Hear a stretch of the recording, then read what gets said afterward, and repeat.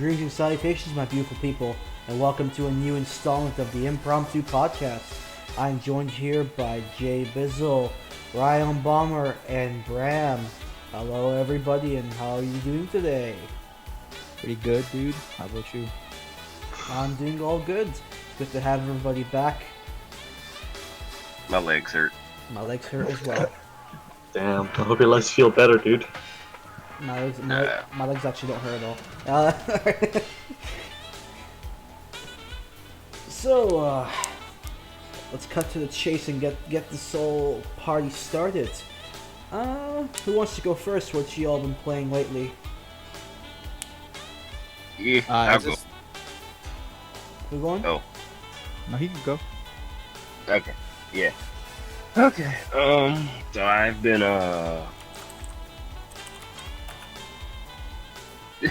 You've been? I'm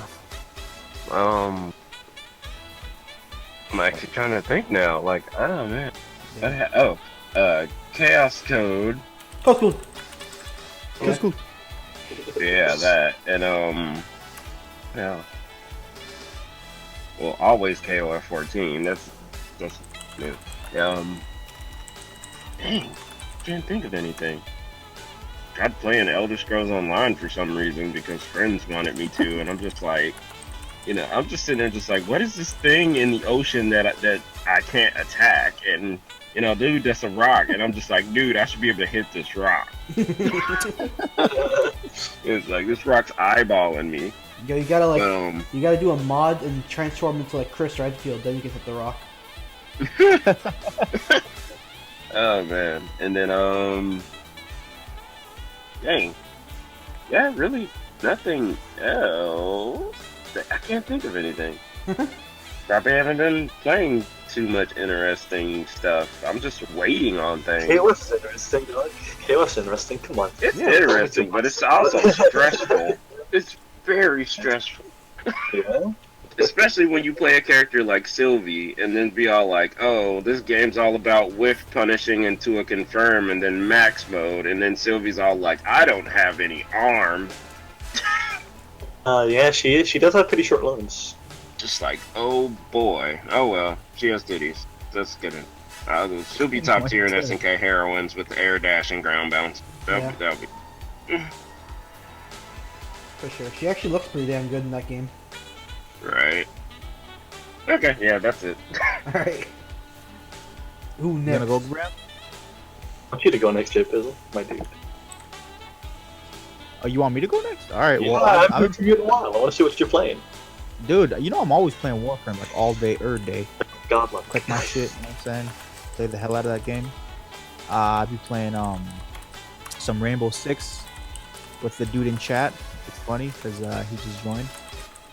I play with him all the time in Rainbow, and I've been playing Cross Tag Battle as well.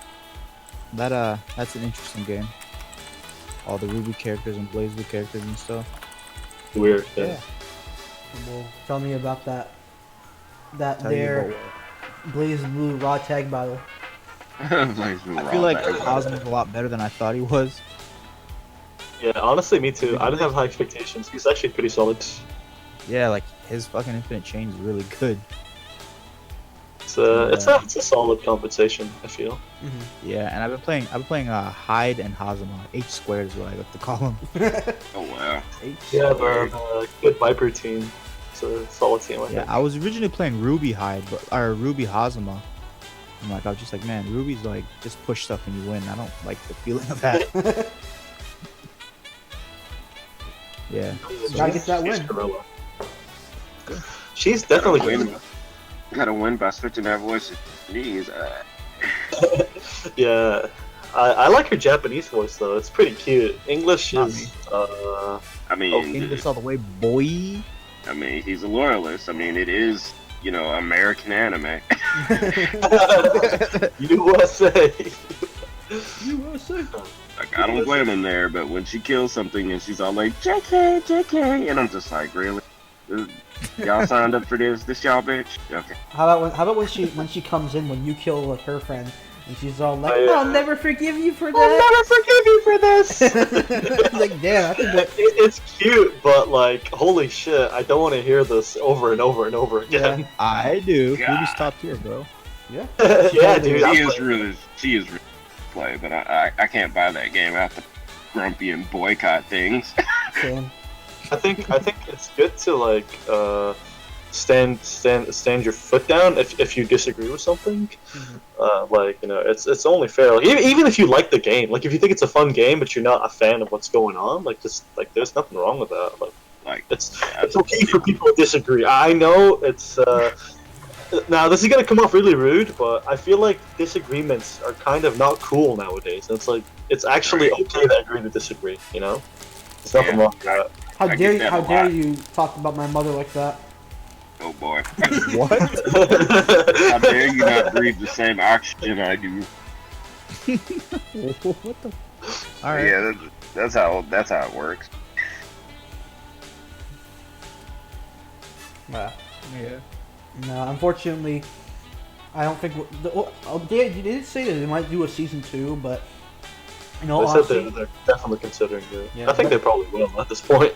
but I think if they were to do that, I don't think they're going to be adding any additional Ruby characters. I can just see. Why other- not? Trumpet guy's the best. Yeah, he'd be, yeah, he'd be the best character in the whole entire game. I agree. But I he'll have like an automatic thing though, where like he has like a 9-1 matchup not in his favor against Yang though. That's just for the canon. You gotta respect the Oh canon. my god. Respect the canon. Respect the canon. Respect the canon, dude. Definitely. She just like insta kills him no matter what hit. Yeah. It like instantly turns on like her install theme, where like overrides everything, but it has like the jazz version from the show, and then she just punches him once and that's it. Good song. Speaking of Ruby, I think I doubt they're gonna add more characters just because there isn't enough reference. There aren't enough fight scenes Yeah. at all. It's kind of unfortunate. I think some of the other characters, like I think Crow and Raven, like the bird siblings, I think they're super cool. But you know, they don't really get a lot of fights. Like they got like 1 or 2. Yeah. That's about it. But yeah, as for video games, yeah, I've been trying out Cross Tag as well. It's a brand new game. It's very different. It's definitely not BlazBlue. Like it's called BlazBlue Cross Tag, but it isn't a BlazBlue game. And if you go in expecting it to be a BlazBlue game, you might be disappointed. But if you go in, you know, with the same mindset of like trying to play like, let's say Marvel vs. Capcom Infinite or like Tekken Tag 2, if you're looking for a game kind of like that, it's I'd say it's up your avenue. It's an interesting game. Some of the characters haven't really transitioned very well, and some of them transitioned very well. It's like I think they did a pretty good job of keeping some of the characters unique. Like all the Under Night characters still have whatever their gimmick was. You know, Hyde has it. Like all of them have their force functions. Rather, is what I'm trying to say. And they all have reverse speed and like the assault, air dash, and all that junk. So that's really nice. The BlazBlue characters have their drives. Some transferred better than others, of course. And Persona, they have like more auto combo strings, more stagger strings, more like Persona moves. So you know, it's nice to see everybody has their own gimmick. Because one of the problems I have with the next game I'm gonna mention is a lot of like homogenous characters. But I feel like Cross Tag definitely doesn't have that. With that being said, the base roster is hella vanilla. It's super vanilla. Like I like this game, but like I'm gonna admit it's really vanilla. Yeah. I think it's a really fun game. Extremely safe picks, I noticed. Yeah, it's like it's okay, but you guys should at least like late in a month, get some of the weird characters in, and just call it. Man. I Well, feel you like know- they picked what Japan wanted, and Yeah, that it's bothers definitely- me. like fighting game wise, I think you know it's fine. It's just like you can definitely tell this was made for Evo. Like, yo, we want like to get the money real quick for Evo, and then we're gonna work on this game some more. Kind of like Street Fighter 5, I guess. And Yeah. it's like okay, like I can respect it, I guess, but I kind of wish it came out in like November or something like that. Like, you know, every BlazBlue game comes out in November. Like that's the tradition. Like in the arcades, anyways, they all come out in November or October. So I was really surprised that they broke the tradition. It's like okay, so that's weird, but it's all right. They needed that money back. Oh boy. I think like it's a solid game, but they definitely like they're trying their best to like. It's like, hey, look, we're not, it's not full price. Please buy our DLC. Hey, we have the English dub. Please buy our game. Like they're trying to get their money. Like that's for sure. Mhm. Like there's no other reason they'd put the dub back if they weren't like just trying to like hope that people would buy it. Which is fine, I suppose. It's whatever. But yeah, overall, it's a really fun game. It's definitely not the most balanced question mark. Yeah. I mean, as soon as Gordo got announced, I was like, what? I'm not playing that. I think for all the shenanigans that Gordo can do, I definitely think there's even stronger characters. Honestly, the game is really fun for what it is. Some characters didn't transfer very well, unfortunately. So well, whatever. But they're all very unique. The next game that I was playing is a game where characters are not so unique, and it's Dragon Ball. Now, normally I don't play this game out of my own volition. I only play it if people and locals want to play it. But I thought to myself, hey, Vegeta looks cool and Zamasu look cool, so I tried them both out. I like them both, and they're both pretty unique, honestly, for Dragon Ball standards. They're both really unique. They're both very different. Mhm. I just couldn't find a place for them on my team. So I was like, well, now that I'm playing this game anyways, I might as well try to like work on some things that I wasn't optimizing. Sparking combos or like the sparking loops for all my characters. Stuff like that. So like I've got like Touch of Death and like sparking random hit into sparking into like 80% health combos and all that junk. And they're pretty easy to hit confirm too, fortunately. So yeah, it's an okay game? Question mark again. It's fun though. It's fun. I like the soundtrack a lot. Quite the question mark. Yeah, it's an okay game. I definitely had fun, like practicing like the sparking loops and all that stuff with the characters, and I'm honestly actually excited for basic Goku and Vegeta. I know a lot of people are a little bit disappointed. It's like, oh, but it's Goku again. It's like, I'd rather have a Goku who has like, because Goku has a lot of moves, as opposed to like, let's say a random Z character or S like super character with no moves at all. It's like, it's gross. I don't want to deal with that. You have no moves. At least Goku is Not gonna lie, base Goku's fucking awesome to me. Yeah, I always like the hair more. I always like the hair more than Super Saiyan. Yeah. But yeah, And his stance is just so cool to me. Yeah. Oh yeah. That's in terms of fighting games.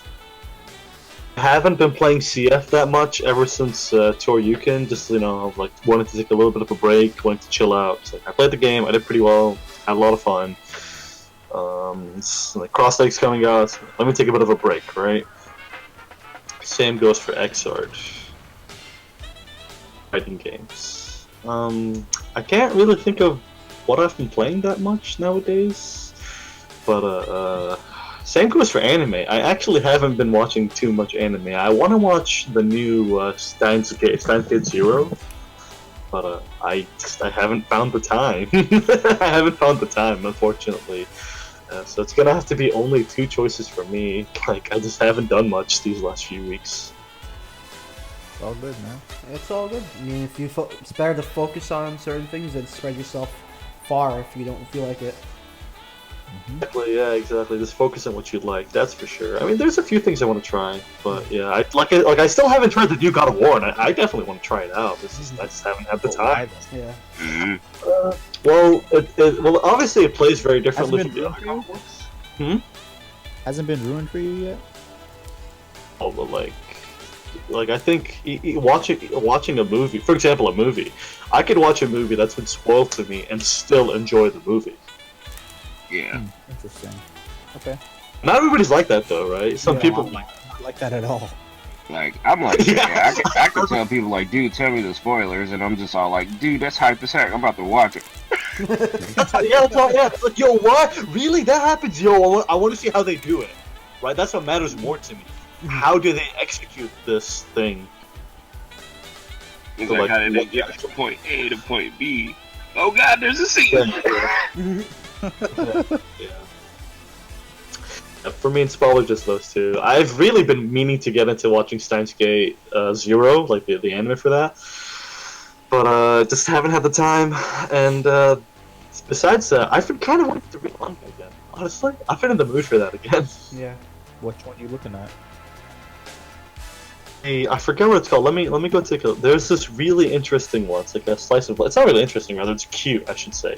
It's a slice of life about this old cat. Like it's like a really old and not so cute cat. And My cat was old as fuck. and like nobody ever gets him. Nobody like ever wants to have him, right? Like all the other dudes just want the cuter kittens. And this old guy like really likes the cat, and he adopts him, and like it just talks about like how they like they're you know their little time together.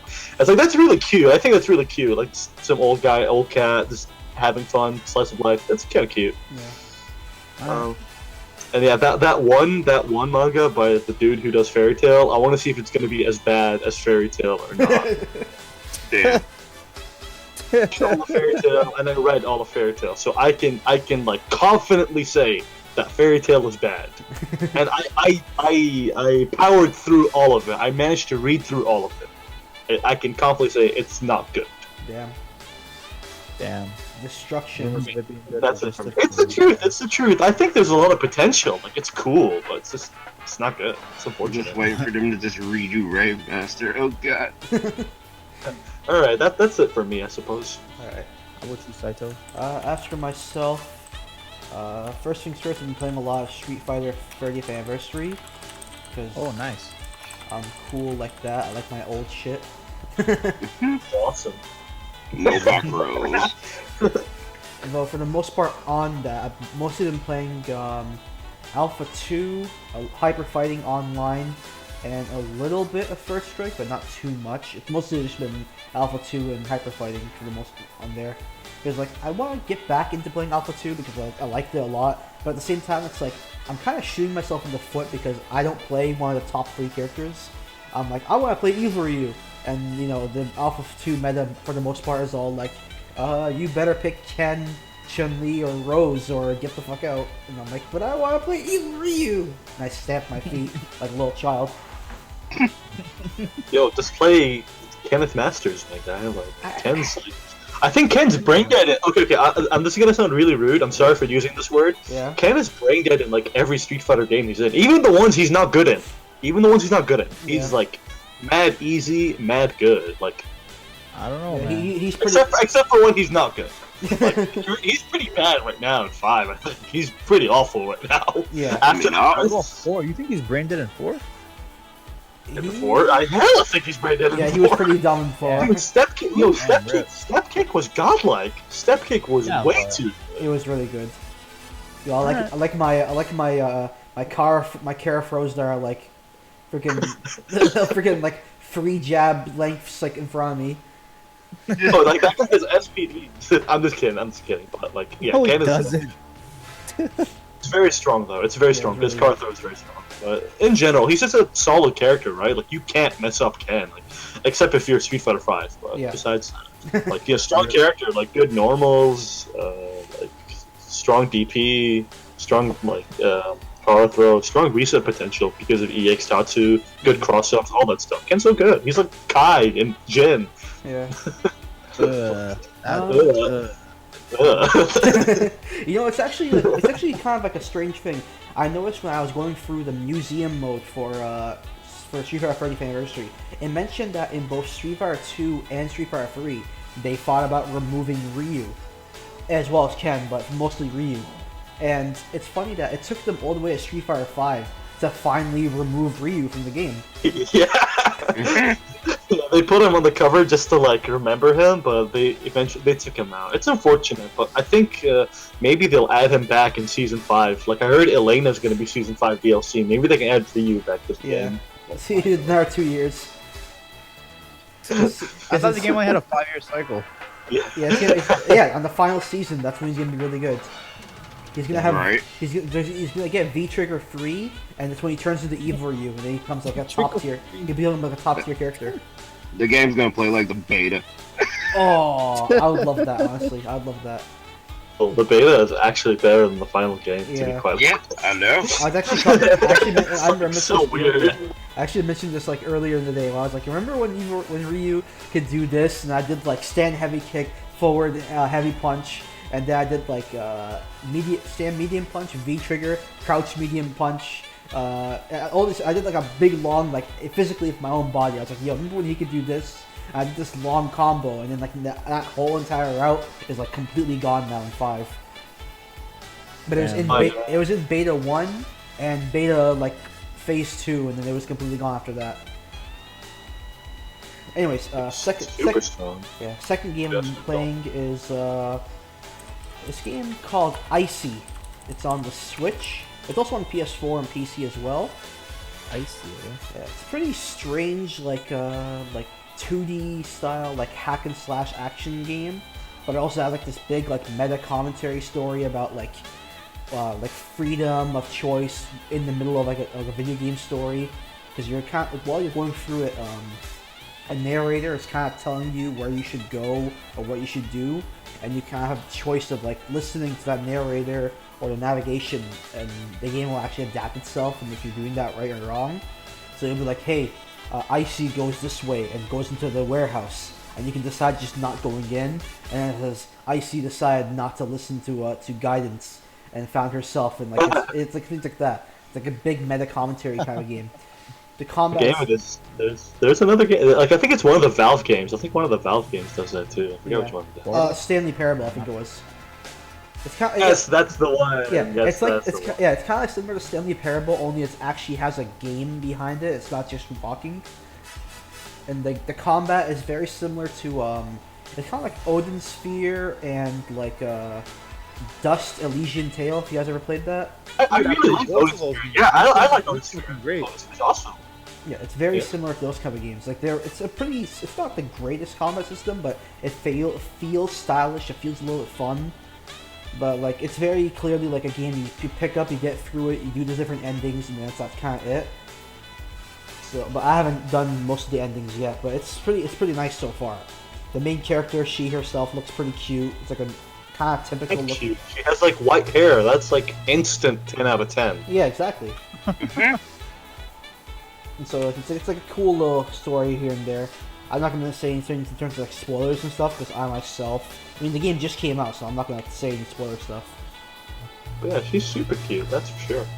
The second game I've been playing is Bloodstained Curse of the Moon. Actually, I heard first backers didn't get treated too well. Could you fill me in on that? Yeah, when people who backed the game on console, who backed the regular Bloodstained, what's this thing called? Bloodstained fucking... whatever, the actual real full Bloodstained game. They also... Ritual of the Night. Ritual of the Night, there you go. That game, they were given back codes for this little spin-off game called Curse of the Moon. And PC people got their codes immediately, but console people had to wait about like a week and a half for some reason. And so for me, I just got my code about 2 days ago or so, and so now I'm playing that. It plays very similar to you can basically say it's like Castlevania 3 Dracula's Curse, but with more characters to play as, and you get to actually use all of them at once. Because back in Castlevania 3, you can only have Trevor Belmont and then one other character with you. And you have to like leave the other ones behind if you found another character. So it kind of gave this sort of like way of like going through the story of like, do you find Sylvie and you keep her, or do you get Alucard and keep him, or do you get Grant and only keep him, or things like that. So it had like different strategy. In this one, if you get the new character, you keep them throughout the game. But wait, is there like 4 characters in that game? Let me remember. Zangetz, Miriam, the wizard dudes, and basically the Alucard clones. Yeah, I think there's 4 characters. Yeah. Oh, I think I know what game you're talking about then. Yeah. That's pretty. So far, I'm noticing Miriam's probably the best character at least from what I've been playing with, because like she's got by far the longest range because she has a proper whip. And it's like it also has like a pretty fast, like the animation for it's pretty fast compared to what other like older Castlevania games. so you can like kind of like rapid whip the attack. Her sub weapons are pretty good. The only thing I guess bad about Miriam is that her health isn't the greatest, but compared to the wizard, it's better than his. He dies in like almost 2 hits. But what's nice about Curse of the Moon is each character has their own health meter. So when you get hurt one character, you just switch to another one, and they keep their own health, and so on and so forth. And unlike in Castlevania 3, when one character dies, you go back to your previous checkpoint, and then just continue with the other 3 or other characters that are remaining. You don't lose a life until all current characters are down. So in a way, say if you have 3 lives, you technically have like 3 times like 4 times to actually die. For example. Well, is the game itself forgiving, or like, is it necessary to have that much health? It's necessary. It's necessary. That's cool. That's cool, actually. It's a pretty difficult game from what I was noticing so far. Like it's pure old school Castlevania style like difficulty, but actually in some ways it's crazier because it takes advantage of the fact that it's not like an old Famicom or NES, so attack animations are a little bit more yeah. Some enemies have like more elaborate like attack patterns, or like there's this one like water boss that has like almost bullet hell level like projectile spam all over the screen, things like that. It's definitely you can basically say it's definitely an Inti Creates game. You can tell that company made the game. For better or worse. Because some people have a less than stellar opinion of Inti Creates. So like if you like their kind of games, then you'll like Bloodstained Curse of the Moon. But if you don't like it, then I mean, hey, it's your money, and you need it now. My money and I need it now.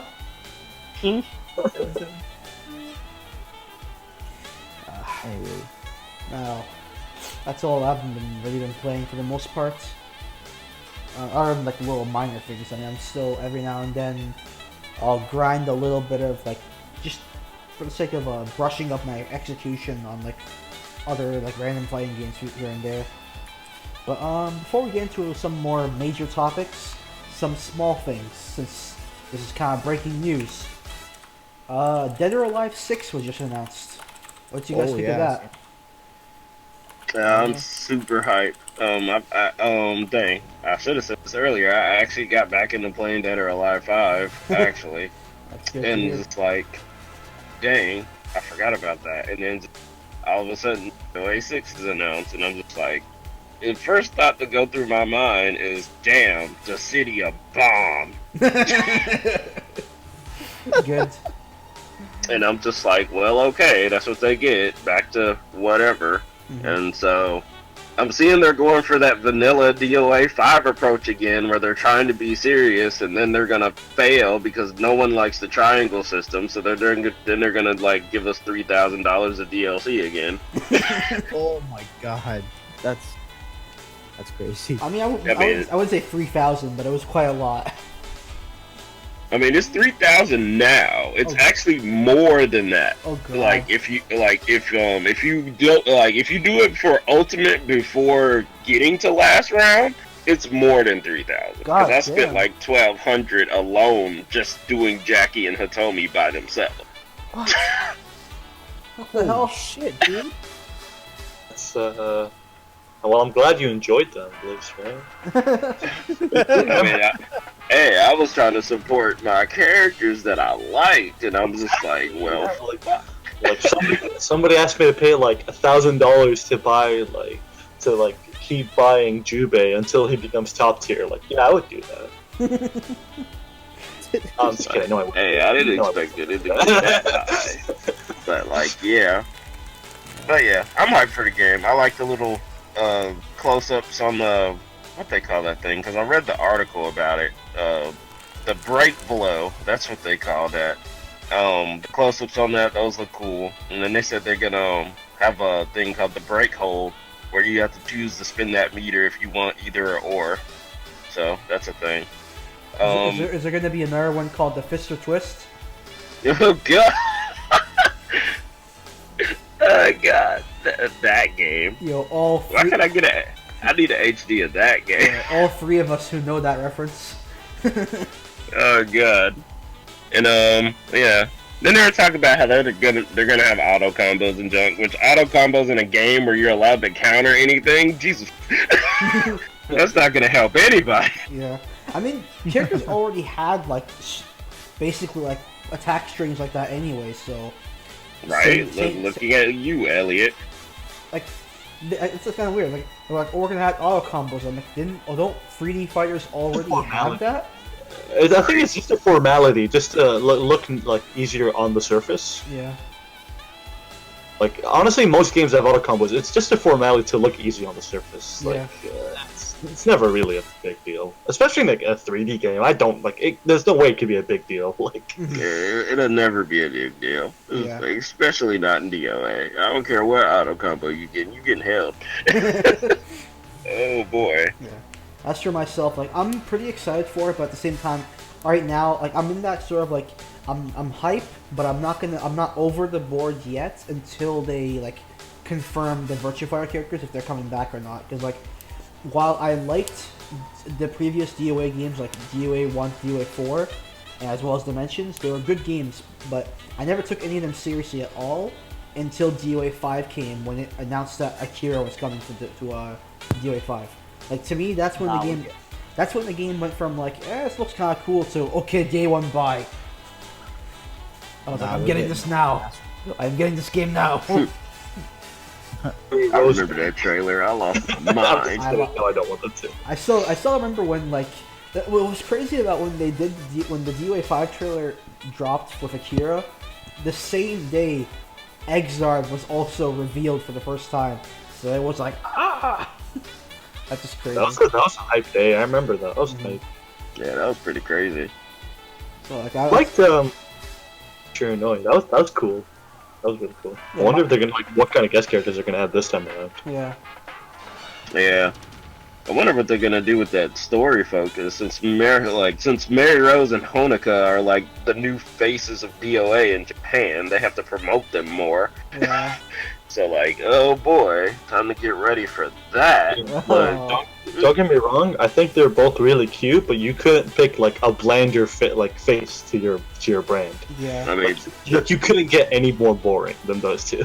I mean, like, Kasumi and Ayane were pretty boring to me too. Yeah, that's fair. I agree with that, but like they have like an aesthetic going on for them, right? Mhm. That I think is inherently more interesting than a schoolgirl aesthetic or like the I don't know, Lolita. but like, at least like, both of them have that mystery aspect to them. Because like, all we know about Mary Rose is that she's just like Elena's like servant, and just all like, okay, why is your servant using Systema? Yeah. Yeah. And then like with Honoka, it's just all like, yeah, I got all these moves that I saw off of television, but then I can also do that red energy Raido thing. And I'm just like, what? What? And then on TV, man. She follows on TV too. it's just like the only ninja move she has is one Ayane move, and I'm just like, okay, things. Like, okay, she's just another, like, you know, Raido baby, because Raido likes to take women to the cave. Yeah. I just think, he's like, I wonder how I'm gonna take him to the cave today. Very good. If they do add guest characters, it was like 6 last time, right? How many? It was like 4 virtual fighter I characters. know it was like Jackie, Mai. Akira, Mai-chan, Sarah, and Mai. I know those There's guys. also a Naotora Lee from Oh, yeah. Samurai Warriors. Samurai Warriors, so 6. Yeah, that's 6. Sorry, how many do you think they're gonna add like early on this time Wait. around? Does if they- Lucy and Rachel count as guest characters? No, I wouldn't say they count because like you could also say the same thing about Hayabusa. It's like I think they're part of the game by now. Yeah. At this point, I don't know. It's weird. It's like Cody. It's like Cody or Guy. It's like, are they really Final Fight guest characters anymore? I think they're part of Street Fighter now. Yeah. Oh yeah, they're definitely part of Street Fighter. So like Jesus, Rival School's not even part of Street Fighter. Fuck it. yeah. So I don't put Hayabusa, Rachel, and Momiji as like guest characters because now they're just part of the story now. but like those other ones are definitely guest characters. Is this all that DLC, and they never thought of just additional story DLC, and they added 10 characters, and I'm just like, ugh. I think the only thing to worry for is like who's gonna get from like the characters who aren't guests, who's gonna get cut. Like I have the Leon. Yeah, Leon. yeah. Leon's probably gonna get cut. I think Ein might get cut again. Yeah, I might get cut because he felt like a bonus because they had him in the Jackie trailer, so that was just made for hype. Yeah. What's his face? I think Phase 4 will get cut. Yeah. Okay. No, she's in the story. She's not gonna get cut. She never actually did anything. Didn't she die? No, that was another Kasumi clone. The one that actually killed Bayman's team. That was Phase 4. Oh, okay. And she never got caught. Oh, okay. Story sounds lit. Yeah. Honestly, DOA 5 story mode was actually like, I wouldn't say it was amazing, but it was actually like all right. It was like resetting what was going on. That's what it was doing. It was basically, these are these characters. This is how they act. This is the situation that they're going to get into during the next game. I'm just all like, because when they came out of nowhere and just all like, yeah, Riggs in this basement and he's evil now, and I'm just like, what the? Yeah, it was kind of out of nowhere. Because I was like, what? He didn't really show any signs of being like the evil dude. Like he didn't do anything. He just kind of out of nowhere, like, oh yeah, by the way, time to fight me. Yeah, time to fight me. And then like at the end, he was all like, yeah, Dad, and I'm like, wait a minute, Donovan's his dad. What? Yeah. Just two babies. I think Alpha. I think her name was Alpha 152 or just Alpha. I think she might remain. Like in story mode, she won't appear, but I think as a playable character, she'll still come back. Cause like yeah, she's too unique. Yeah, her moveset's too unique to get rid of. She's the only featherweight in the game. Yeah. Even though Mary should be featherweight. Yeah, you gotta learn specific alpha combos. God damn it. Oh god. Yeah, so I think they'll come back. What's his face? I think they. Nah, I don't think they'll get rid of it. Never mind. I was gonna say they might get rid of Neo Tengu, but she was way too popular lately. So like she's I think she's definitely like she has too much dialogue with like she has tag dialogue with Ayane and tag dialogue with Hayabusa. So I'm just like. She has to get that revenge on Hayabusa for killing original Tengu, so that's her job. But she's too, like she's as a character because of like popularity, she's like extremely popular. So there's no way to get rid of her. Then, yeah, that's all I can see being cut. So like everyone else, I can see them dropping Genfu. I could only see that happening if they incorporate way more of his moves into Elliot. Yeah. Which the story mode was talking about, because he was talking about Elliot was ready for that next level. Yeah. So that could happen, but who knows? Oh wait, Lisa got caught in an explosion, nigga. Oh shit. Lisa, go! Oh no. No, my precious. I think either that or she comes back with white hair. Yeah, there you go. I think they'll keep her. I think what could happen, maybe she'll be gone in terms of the story mode if she did get killed, but her moveset will, like, she herself will be like in the game still. You know what I mean? Right, because they do have a lot of characters like that. I really hope they can put Raito to the story and just, hey, I'm back. Time to rape somebody again. Yeah, that could happen. But yeah, so for the most part, the game looks like it's a good step forward. Hopefully, it ends up being like really good. Hopefully, Christie isn't fucking broken again. Oh my god! I really hope they learn that, like, not all straight attacks need to track. Yeah, that too. And then, like, because that's the biggest thing. Like, because like 80% of these straight-looking attacks track, like, sidesteps are garbage, but those are some darn good sidesteps. But then you have Christy over here, who has a low-profile sidestep that she can do twice. And I'm just like, okay, whatever. Yeah. This is why she wins tournaments. And then Bayman's like, I'm just gonna roll on the ground and then, like, command grab with my leg. Anyway. And then they're gonna get, and then every single patch is gonna have an Akira nerf. Damn. And that's how we end the discussion on DOA 6. All right. Next thing is well, actually, it's up to you guys if you want to do this.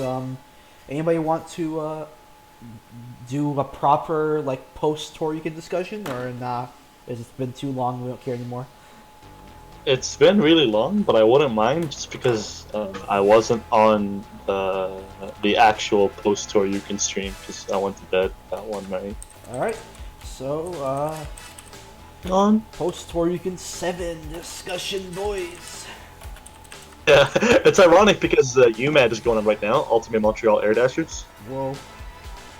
Are you Well, mad? I think it's the pre-tourney right now, as Yeah. far as I'm concerned. I could be Day wrong. zero. I don't know, but it's good. People go watch Canadians play anime games. It's really good. I would recommend it for you guys. Unfortunately, Sounds me. For all like 3 of you. I love you guys. I love all of you with all my heart. unfortunately, we are not there to T-post and show our dominance. Yeah, it's okay. I'm sure like people will T-post there anyways. Like Yeah. once one guy does it, it has to keep going. Everybody needs to assert their dominance. Mhm. That's for sure. We have begun. Yeah. I guess I'm gonna hog this one just a little bit because I wasn't on the official post Toryuken discussion. I wouldn't even call that. Sorry, I had to go to bed that one night. It's okay. I wouldn't even call that official. Damn.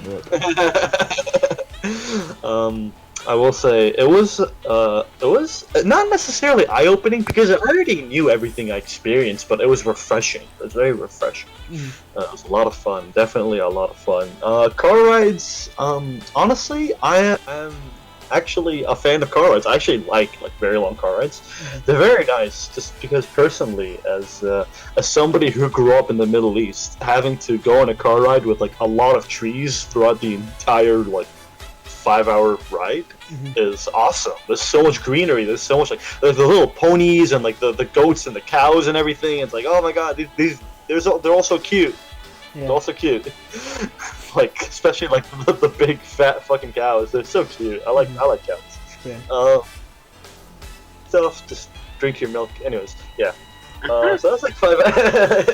It was like 5 hours. We got to Toronto, and it was really nice. The food there, you know, as expensive as it may be, it is worth every single penny. Every time I go, it's, the food there is like on another level. It's crazy. I think maybe our pizza's a little bit better, but that's about it. Like especially like the Asian food there. Woo! Oh, yeah. It's so good. It's so good. It's so good. And if anybody knows me, I love my weeb food. Like Thai, Vietnamese, Chinese, Japanese, they're all good. All good. I don't know what it is with like the Oriental area, but all their food is good. But yeah, I got to meet a lot of new faces, people I knew, but like I never actually got to meet them before. I got to meet Clem, for those of you who watched Combo Breaker. He's the guy that won Under Night In-Birth. He is the Canadian Merkava. I got to meet him. He also plays Street Fighter 4. But yeah, really nice guy. And for the most part, I got to meet some old faces that I'd already seen. But, you know, just seeing them again after a year, and we both went, "Oh, it's been a year! Oh, yeah!" It was so nice getting to meet people. Like, it's I'm sure people who go to conventions very often have the similar feeling. Like, "Oh, hey, I saw you at that last weeb convention where you dressed up as that character." Like, I'm almost certain that's like, come on, you guys all know what I'm talking about. Yeah. Like, it definitely happened. There's some people I forget. It sucks that I hate that I forget the person's name. But there's one person I see every year at Youmacon. He's like a black dude. He usually wears like maid outfits for some reason, but I see him like every year. Huh? Maid outfits are cool, even if you're a guy. Wear maid outfits. They're fucking cool. Yeah, but he wears that like nearly every time I see him, and like I met him 2 or 3 or 4 years ago because we both played freaking Denki Bunko, and he was like, "What the hell? You're the only person I know who actually plays Akira." Yeah, everybody plays the waifus. Everybody plays the waifus. I played the greatest waifu. Akira's like a pretty cool waifu, I think. That was like on the first day. You know, day 2, just playing a lot of casuals. I played against very solid players. Peppery Splash, again, for those of you who watch Combo Breaker, he was Johnny at top 8, beat Kid Viper in the Johnny Mirror. Very good player. And if you watch Ultimate Montreal Air Dashers, you might catch him there too, for all 5 of you watching.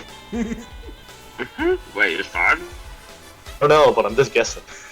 But yeah, like, I'm not the biggest fan of Johnny, but Canada has some cool players. Go watch them. But yeah, anyways, back to Toronto. Honestly, the weather that specific weekend was really good, and that's what matters the most. Like, you need a good mood to enjoy yourself playing fighting games. Yeah. I had a conversation about this today, actually, about why tilting isn't good. Good mood to play fighting games. I feel like this could be said for most games in general. But being in a good mood, just enjoying yourself, is very healthy for you, right? So you can think clearly, know what you did right, know what you did wrong. Those were fighting games. It was a really good day. Got to play a lot of BlazBlue. I played the Ragnar Mirror. I love the Ragnar Mirror. I know a lot of people think it's boring. It's just who can press 5B harder. I know, but I love the Ragnar Mirror. It's a lot of fun. It genuinely is a battle of fundamentals. It's like the Ryu Mirror.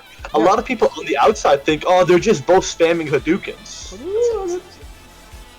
If that's what you see, you don't know what's going on. You actually don't know what's going on, right? And it's like and I apologize if that sounded rude, but like that's just the truth. Like, you really don't know what's going on. That's what you think it is.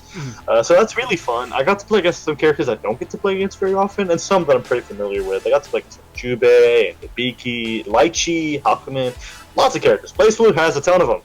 It's so fun. I love BlazBlue. For anybody who's watched this and seen me before, I'm sure you can tell. I really like BlazBlue. I played some Guilty Gear with Raven. I haven't practiced much since the patch. I think even with his nerfs, he's still his reward is either better or worse depending on the situation. Which is not very consistent, unfortunately. I do think he's still a very tournament consistent character, and he carried me all the way to top 8. So thank you, Raven. I love you, man. Stay cool. Your theme is like the best in Xrd. Anybody who doesn't think Raven's theme is the best in Xrd is like actually whack. Yeah. I guess I'm actually whack then. Yeah. If you play Venom, dude, like I don't know what to tell you. Venom's the best character in that game, bro. That's a strange. Venom's really cool. I actually really like Venom. That's a very strange way to say jam. It's cute. Jam is hella cute. But yeah, Venom is super cool. Venom is really cool.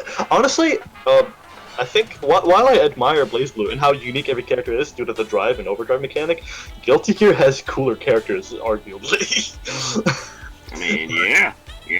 But back to Toryuken, back to Toronto. We're talking about Toronto, right? So we got to meet a lot of cool players, like all the big players. So I got to see like Justin Wong and Barn, and seeing Justin Wong playing finals, and we were all yelling about how I want him to get Korean barbecue for us because he always tweets about Korean barbecue like every week. I promise you, it's true. That guy posts a lot of food pictures. Not there's anything wrong with that. It's cool, but yeah. Either way, I was very happy to get to meet a lot of people for the first time, or meet people again, and just see where I stand in the totem pole. BlazBlue and Guilty Gear, I was very happy with that.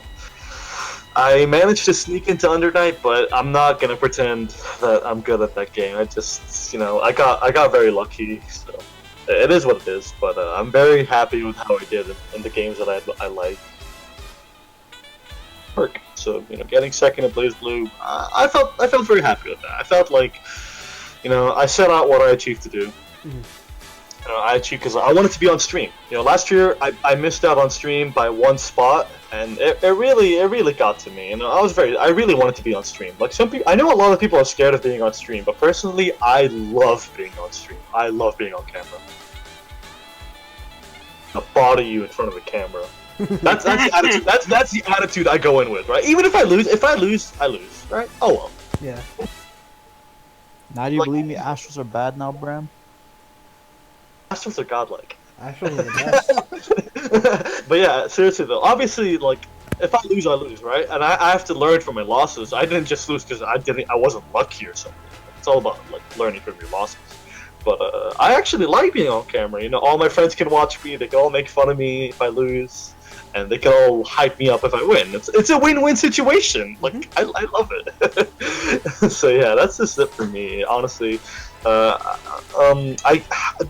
I love the food, I'm just gonna comment on this. Damn, Toronto prices are so expensive. It's crazy. It's crazy. Like, it's like buying Dragon Ball DLC again. Oh my god. But for real, yeah. It was a very fun experience, and it's not even the biggest tournament in Canada. Like, you know, for people watching, like, again, all a handful of you. I love you guys. Just if you haven't been to a tournament before and you're interested, it doesn't have to be fighting games. It could be like Hearthstone or Counter-Strike or whatever. Or Mega Man Battle 4. Or Overwatch. Go to your tournaments. They're fun. You are going to meet people. You are going to meet people. I promise you. Imagine like someone announces like a tournament. They go there and like they're the only person who showed up. Yikes. That's unfortunate. Wow. It was like, I wanted to play some Chaos. The only one. Yep. I'm sure Chaos Code will get 8 people. Well, that's good. Meanwhile, Sailor Moon Super S has like this line of 100 people. Hey. Let's first. Oh my god. Let's first get it right. Not Super S. Sailor Moon S. Super S was the upgrade version that actually made the game not good. Regular S is actually the one that is preferred. Let's get that over the. Let's get that cleared up first, so no one gets the wrong idea. Which is kind of weird. Usually, Vanguard Princess. Yeah, exactly.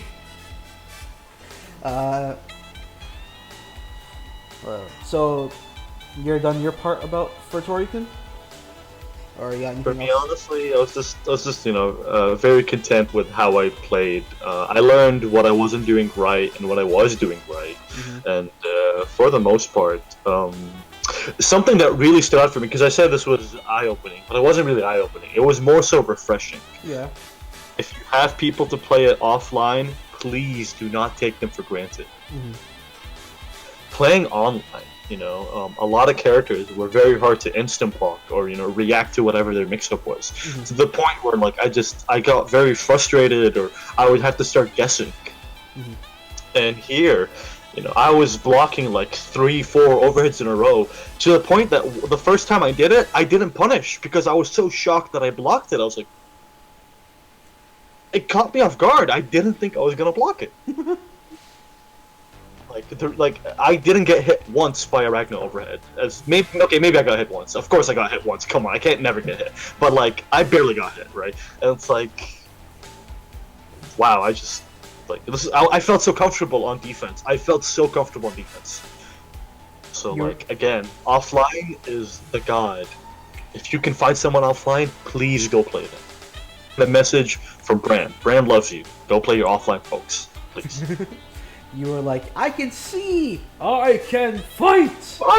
Yeah. I felt like a new person, honestly. Because like sometimes online, I just doubt my reactions. I'm like, am I not good? Like, I feel so bad. And now I'm just like, yo, I blocked all of that. I blocked Gen 6A. I was like, how did I do that? Oh my god, it's crazy. So yeah, absolutely, play on offline. It's awesome. It for me, I suppose. Sorry, 1 second. I accidentally fucked up my background music. Good? It's all good. I'll put something else on. Before I continue. Shit. Yo, anyone got some suggestions? Talking about E3 like music? Yeah, anyone got some suggestions for background music that won't get me like copyright claimed? Oh, rip. that's a toughie. Actually, Conciliation will work. Yeah. Conciliation won't get me copyright claimed. Alright.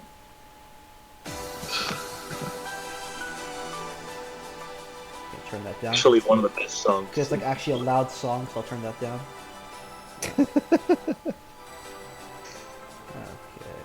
Alright, there we go, good. Okay, I'm back. As for myself, I'll go for this really briefly, and then before we go to our next part. As for myself, what was really, it's, in terms of like the more bigger games, I kind of did as well as I expected to go.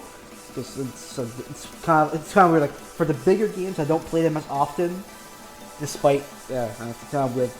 I play a little bit of BlazBlue, but I don't get to play as much as I want to. I play a little bit of Guilty Gear, but in all honesty, I'm kind of back and forth about liking the game and not liking the game. Street Fighter 5 is one of those things where, like, I want to play it more, but nobody else does, which is understandable. MVCI is kind of in the same sort of boat, where it's like, I can't really get proper practice on that game because it's so strange, and it's got its pretty horrible reputation, which, in all honesty, I'll admit, it rightfully deserved its bad reputation. It's like, it's hard to pitch a game to people of, hey, this game plays really good, but it did a whole lot of horrible shit. So like, I understand no one wanted to play that. Though I can say it feels pretty good to know that I got a game off of Justin Wong on MVCI, but he himself even said like he wasn't feeling it in terms of playing that game for the day. He wanted to focus on everything else. So it's like, we played one game, I won that game, and he was like, just put me as a DQ, and he just left. So he went to like focus on Street Fighter and like Dragon Ball and shit like that.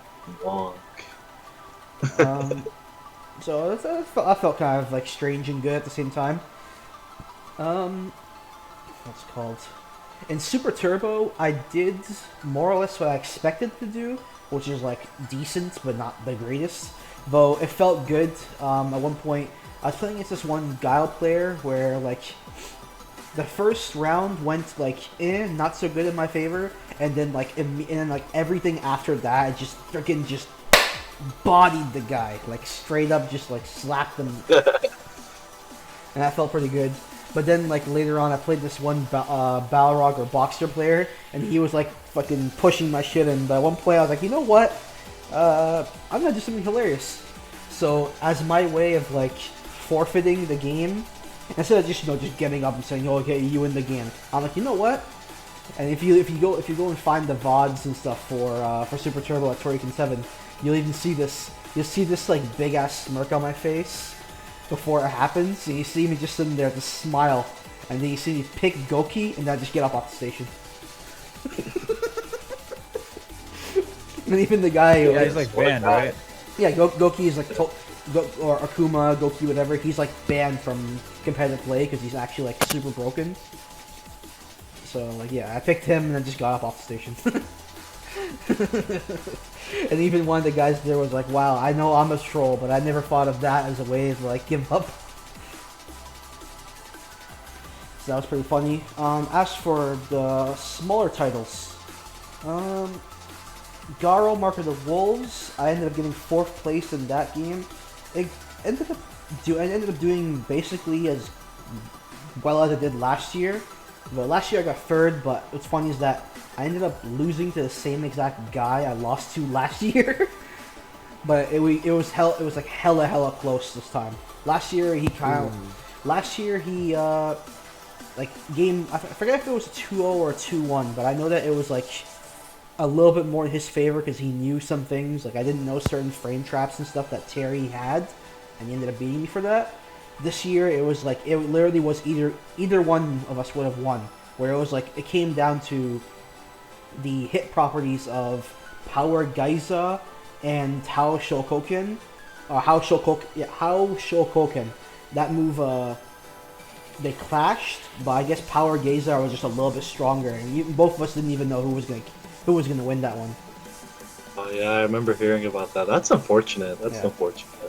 I will say though, I was the guy who did the exact opposite. I eliminated the same guy 2 years in a row.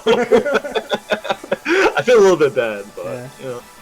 Anyways, go on, man. Yeah, I honestly don't feel bad about it. I mean, in the end, my name is still event hubs of proof. Esports. Yeah, My name event hubs. my name is still on the post if you look on there, so that no one can say like, oh, you didn't get anything. I'm like, yeah, I did. They know. No, I'm on TV. Yeah, Mom on TV, guys. They didn't even stream it. As for other stuff, we're going briefly. In what's it called? They had this weird like impromptu Arcana Heart 3 tournament for some reason to try to get people into the game. There was a lot of people, like including myself, who like never played the game very often or like haven't played in a long time. And somehow I ended up getting 3rd place in that.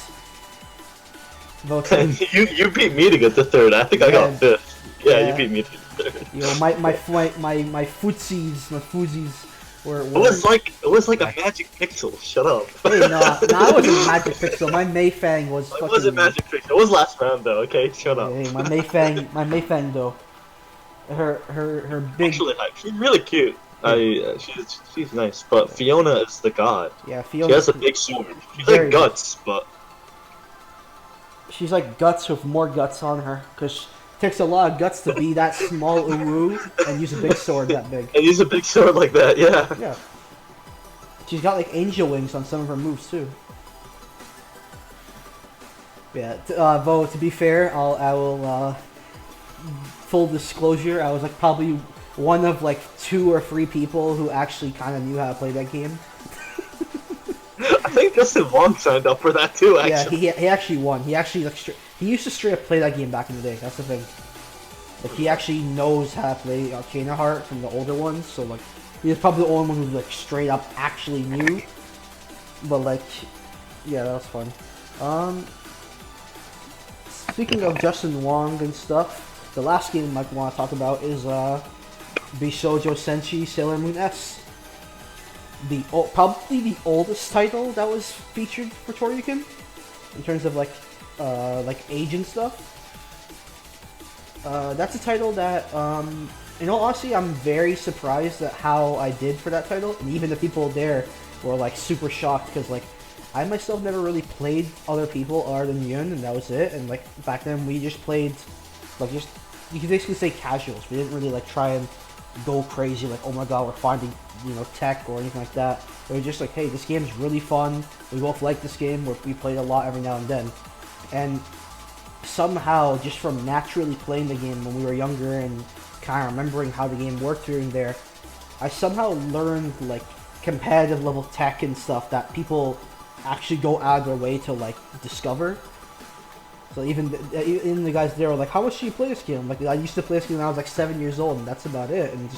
And you know, I'd play every now and then. They're like, how the like did you ever like they asked me like, did you like look up tech videos or combos or anything? Like, no. And they're like, you're doing stuff that like people actually study the game for to find out, like knowing that you can like backdash cancel out of moves, or you can like TK air specials off of like a jump or like a backdash or forward dash, things like that. Like all these little things. I somehow ended up getting top 8 in that title, which like surprised me because I was honest, because considering the Toronto scene actually having a scene for Sailor Moon, I was expecting to get like just completely bodied. So getting top 8 is pretty good in my opinion. Yeah, it's good. It's good. It is one of those games that, in all honesty, I feel should be played a lot more. Because like the thing about it is that like it's very easy to get, whether you want to get like the actual physical cartridge is I'm not sure what the price is nowadays because I haven't looked it up, but when I looked that up, like when I looked up the price of the game like about 2 years ago, it was really cheap. All things considered for Super Famicom games, really cheap. Emulation's a thing, and most emulators are pretty good these days. The SNES Classic, if you hack it, runs it like completely great. So there's a lot of ways to play the game. And there's a lot of information out there. For the most part, its mechanics are pretty like simple. So you doesn't take too. You can get into it within like 5 minutes, and then after that, it's all about you yourself, like your fundamentals, your like adaptation, things like that. That's what gets you further. Whether or not you want to get hit by a move for 10% or chipped out by 40%. I mean, those are other things. I'm just messing. It's actually a really fun game for people who haven't played it.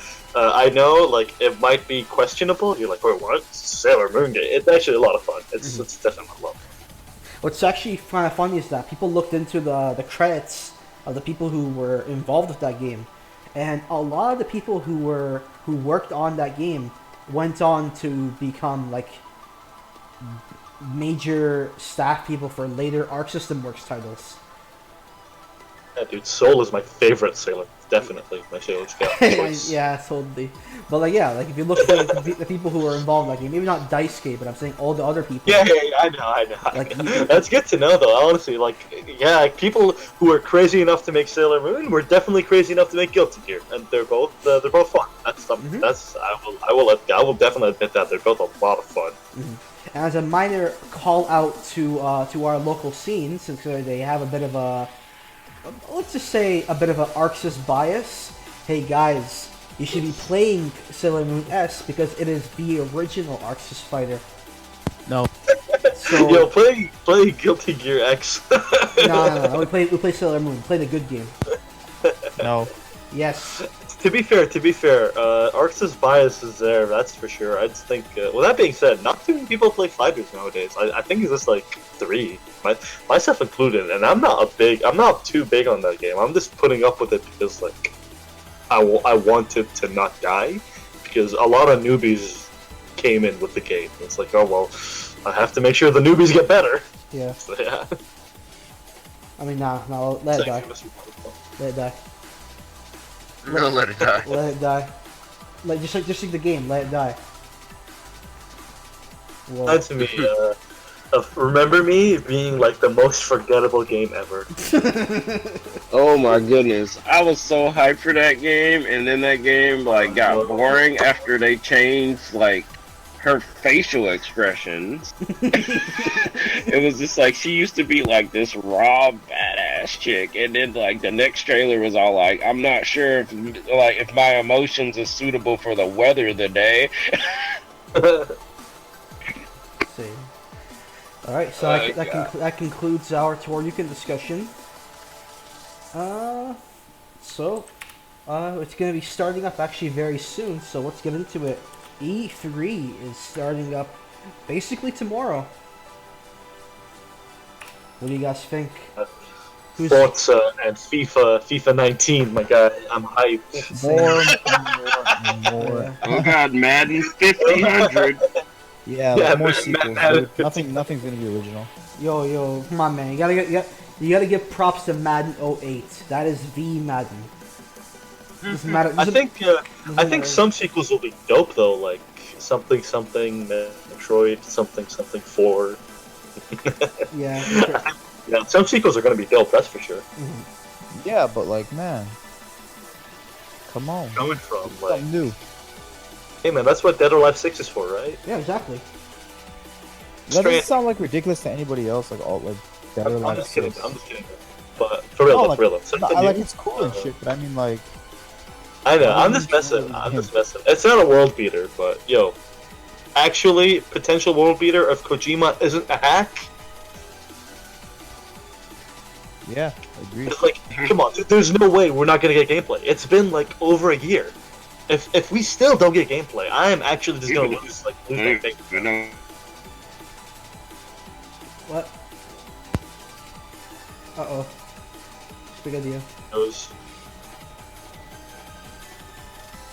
I think he died. Rip. He turned into a robot and then just disappeared. Need you to resurrect him. Resurrection. I love Gil. This one dude at Toryuken was playing Gil, and like this, it's like, yo, what the hell? You're playing Gil? Like this is like, oh my god, it's so funny. But yeah, I definitely think if Kojima actually pulls through, it'd be an awesome game. I'm hoping. Please don't let me down. Yeah. Yeah, but I don't know. I just don't like fucking a million sequels to different games. I mean, I'll admit I'm not the biggest fan of like sequels and stuff, but at the same time, it's like, come on, man, Deserve sequels. there's some sequels that like we've been needing them for a long time now. Yeah, Some I IPs agree are with good that, enough yeah. to deserve sequels. You Yeah. know what I mean? Like we've needed a new Metroid, we needed a new Mega Man, we needed more MC5, Smash and stuff like that. MP3, the MC5. The MC5, if it's real, that's the thing. I'm still in that. Yeah, boat I where- love Devil May Cry. I'm a huge fan of Devil May Cry, but like, man, why do we have to go fifth one? Like, just fucking make a new IP or some shit. I don't know. That's just me. Making a new IP, honestly, I do not trust Yeah, any like- new IP. Like I would agree with you. I would agree with you if the company wasn't Capcom. I think they should just stick with what works. Yeah. Yeah, Right, but they like, fuck up half the stuff they already had. that's true. They could not fuck up the other half. He's right. He's Like right. Monster Hunter is not being fucked up. Mega Man potentially might be fixed. Like Resident Evil got fixed. You know what I mean? Like let them at least work with what they got. I don't want to know about Resident Evil, but everybody. Ace Attorney has been great for like every game almost. Yeah. It's hard to fuck that one up. I think it's so like it's such a cool concept. It's just you're a lawyer and you go talk to people and you figure out hints and it's so like I don't know. I feel like that's a concept you can't really miss out. Speaking of which, minor note. Shoutouts to Cody having Apollo Justice color alt. Cody, Oh, wow. Cody looks cool. Cody looks cool. Aside from that weird light kick, his other animations look nice. His other animations look nice, but that light kick looks kind of wonky. Yo, I like his forward throw. And that looks brutal, dude. Holy crap. Yo, I like the quote when he does it. He goes, "All right, all right, all right." And then he looks. Yo, Kenny Omega was in that trailer. Yeah, and then he looks around like I didn't do Yeah. anything. But yeah, E3. Everybody, get your hands together, and get yourself ready for that phone. Like when it happens, you better pick up, because I'm calling it. I say this every podcast because I am prophesizing. You're gonna see it. Frisk for Smash. You mean Sans, Frisk right? for Smash. You mean Sans. Frisk. You mean the guy who makes spaghetti, right? Nah, it's Papyrus. Frisk. Frisk.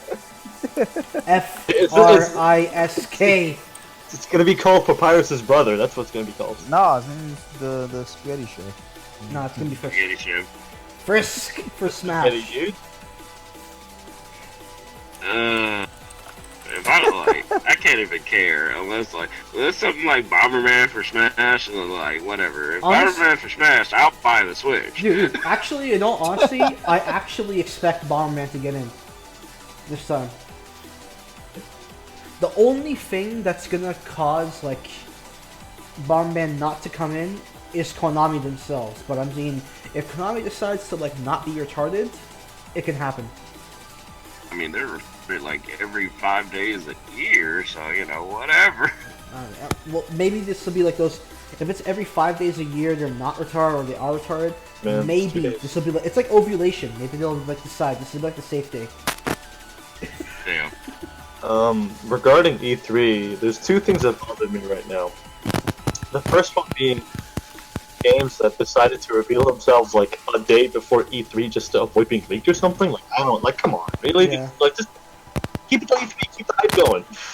Like, well, that being said, I'm looking forward to that Sonic racing game. I'm actually looking forward to that rhythm game Tetris. That shit looks fucking sick. Oh yeah, Tetris Effect. That looks really nice. That looks nice. But yeah, Fallout. That's the one that made me bring this up. Fallout. It's like, oh man. Speaking of which, when you brought up like games getting sequels over and over and over again, it's like, oh yeah, that reminds me. Bethesda can't come up with anything new for some reason. Yeah, man. At all. But when was the last original game Bethesda came up with? Years ago, man. Oh, follow fucking. I'm actually serious. Shelter, I'm actually whatever. serious. I'm actually serious. Like somebody answer me. When was the last OG Bethesda game? Like I honestly don't remember. Everything Same. I don't remember either, dude. it's mostly been After sequels. Fallout. I think, right? sequels or spin-offs, yeah. Oh, come on, man. Chill. too much. It's too much. Come up with something new. I know you guys are talented. Nah, new doesn't make money. Sure. He's right. He's right. Hey, new makes money if Nintendo did it. Yeah. 'Cause- Oh, well, what's new with Nintendo? Like nothing really either. Just new- Splatoon, my guy. They got lucky with Splatoon. Hey, Yeah, honestly. yo, ARMS also made hella money. But like, I mean, they gave me a free DLC. It couldn't help that. Anyway. and it had chicks with like hella waifus in that game. from what I Hey. hear. Oh God, hello. Yo, that's actually been a thing I noticed in Nintendo lately. They've been like, they've been going like hardcore with like the waifus, but it's like not even just waifus. It's waifus of like freaking like very nice big booties too, thick booties. They're going like the opposite direction. Usually the waifu characters are like all about the big bap tits. They're like the opposite way. They're like, nah, we're going with the behind. Give them thighs. You know The what I'm ass saying? men. Big thighs, big asses, wide hips. They're all about that stuff. There's like a picture one time where it's like, Kimishima, how are you gonna save Nintendo? And it shows him like putting his arms like out, like showing like a big ass. And just a whole, it's just a picture of all the recent waifu characters like Twin Tail and Min Min and Breath of the Wild Zelda and Mifra and Pyra and all that stuff with these big ass freaking asses. And I'm like, God damn it. Dude, they're up in the waifu train, so it's alright, I guess. Hot They buns. they know what their market is like. Exactly. Speaking of which, Pokemon Yeah, like- Let's Go looks alright. Oh, you're talking about like the Eevee and Yeah, fucking Eevee and Pikachu. It looks alright. I myself personally, I'm interested more in the Eevee version than the Pikachu one. Whoa, I know, surprise. Same actually. No, same actually. Honestly, same. I love Eevee. I love Eevee too. Yeah, like, I love Pikachu, but like I'm actually interested more in Eevee as well. But anyways, My only thing about it is that I want to see more info on the actual game itself, because, like, in all honesty, it feels like a filler game while we wait for, like, the actual true, like, mainline title to come out in 2019. That's why I'm kind of, like, Yeah, I agree. I definitely agree with that.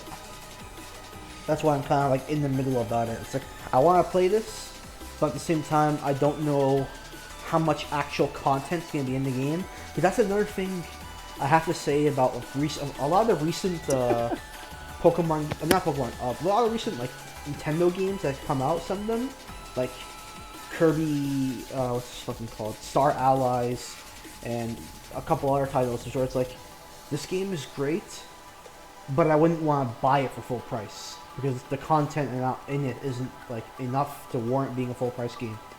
You know what I mean? Right.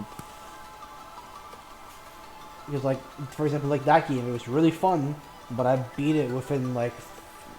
I actually beat it the weekend, and, like... I think I rented it during the weekend, and I beat it the Wednesday before Toryuken. Like, that's how quick I beat it.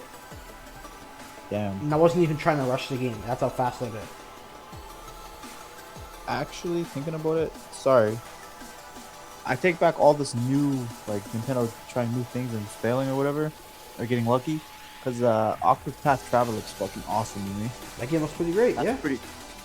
That's super new. That looks so amazing to me. You all ready Yeah. to... That seems like a Jaybizl game. If you ask me, that seems like a Jaybizl game. That one. Yeah, I love that type of shit. Arc. The artwork is so awesome. It's so cool. You all ready to What did you- see Crackdown get officially canceled? Yo, that reminds me. Speaking of E3 and Nintendo, I wonder if they're gonna show. I mean, I don't own a Switch, but I wonder if they're gonna show anything about Shin Megami Tensei 5 because they announced that with right. the Switch. They announced They're that with gonna the have to. Switch, and like they just never talked about it ever again. It's like, come on, guys. Development hell. I- Oh boy. I don't know if it will be shown during the presentation for this E3, only because like they did say that they were what's it called? They did say that they're gonna focus on stuff that's coming out this year. So that's the thing. We don't know if they'll actually show it or not. And yeah, I know Crackdown didn't get canceled, but I mean, this is Microsoft here. They canceled Scalebound. Yeah, Rook Scalebound. Like They that was they also that's cool. something that's actually something that was eye opening to me was I found out that remember Phantom Dust when they showed that for the Xbox One like lineup during the beginning. Phantom Dust. Is that with the big dragon or whatever? I forget exactly, but it was one. It was like an RPG looking game. They showed that. Speaking of Scalebound. Yeah, that's Scalebound. I'm saying Phantom Dust was a game they showed during the first like big thing for Xbox One for like their games, and from what I've heard from reports is that game was canceled already before the E3 announcement trailer was shown. It was already canceled in advance, and they still showed it for E3. Probably. Damn. I have no idea why they would do that. So it's like they've each. I think it's been like 2 or 3 years in a row that they showed Crackdown. And they're acting like, oh, it's coming very soon. And I'm like, okay, where is it? So that's why I'm like, maybe it will happen. It will actually get canceled. That's why I'm making a joke about it. To be honest, I never really had much fun with those games. Cancel will happen. Even to 2019, I'm sure. Like that's. It's, actually, no. It's already been delayed to 2019. It's gonna be delayed to 2020 soon. It's gonna happen. You know what's gonna happen? Speaking of cancellations, you know what game's gonna get canceled? What? Mega Man 11. Oh god. Oh, that would be painful. They're gonna be like, That's definitely coming out. That's definitely. I know. I'm making a joke about Yeah. everything Mega Man gets canceled. Oh man, this Shenmue 3 about to get canceled. Oh yeah. Oh yeah, I just don't. Actually, yeah. There's Make like it canceled. that game's not coming out. There's no way that game's coming out. It looks bad to be honest. That nigga took that money and ran. That's what I believe. You know what's also getting canceled? You know what's also never gonna come out? What? What's it called? Psychonauts 2 is never coming out. Oh yeah, I forgot about God, That guy- that game. Tim Schafer ran with that money hardcore for sure. Rip. There's like didn't the Fig like Kickstarter whatever it's called like the crowdfunding thing for it wasn't it like 2-3 years ago it was done? Right. We haven't heard shit about the game till now. That reminds me of that Legend of Raven we should have got for console. Don't remind me of that game. Legend of what? God. Ya- Legend of Raven. It was Yatagarasu, and then they were gonna localize it under that. Oh shit. That game was. That game was a thing. And they betrayed everybody on that one. They was just all like, nah, arcade time. That game was. Damn.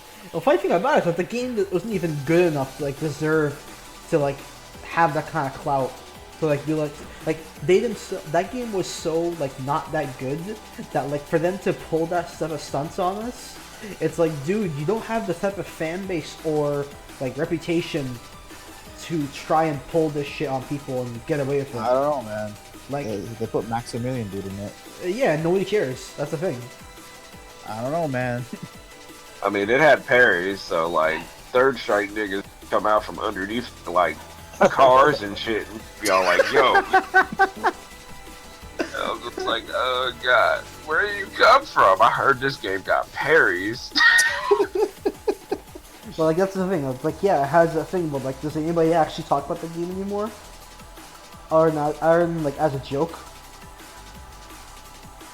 Man, It's like a punchline. That's all. That's all it is now.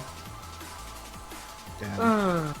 I think the last thing they like announced is that they were trying to have this like Butler character, and I don't even think he's in the Steam version yet. Damn. If you ain't even in the Steam version, then you don't even count. Dang, and it was just like, dang, I believe their trailer was like 2 years ago. Exactly. Oh god. I think even EX Fighting Lair actually did a better job than them. EX Fighting Layer actually like existed. What? Exactly. Yeah, that was pretty surprising if you ask me. I think Because they were just all like April Fools, and they were like, dude, this game looks better than every other game on the market. I guess we should make it real. Yeah. I am kind of sad they took away the 3D element of it because the initial April Fool's trailer had side steps. Yeah. Yeah, that would have been sick. Not a lot of 3D fighters on the market. Not Kinda hurt. the biggest of how the game. I'm not the biggest fan of the game's actual how it looks like, but I think the artwork is godlike. It's like one of the best. If not the best, one of the best. The artwork is really good for fighting games. Yeah, I was on their official website with the big that big portrait thing with all the characters on it. That is sexy. That's just man, that really screams like PS2 era fighting game. And I'm just like, ooh, I'm feeling it. Like, I'm gonna enjoy the game for what it is. Like, it sucks I won't have a local team for it because everybody's so young that nobody remembers what Street Fighter EX is. Yeah. So, whatever. I played it. Same thing with here. It's like I want to get that game, but at the same time, it's like I have the feeling freaking like no one's actually gonna play it here. So I'm like, why am I gonna drop money on a game that no one's gonna touch? If they could, if I couldn't get KOF to run, then like this game has no chance.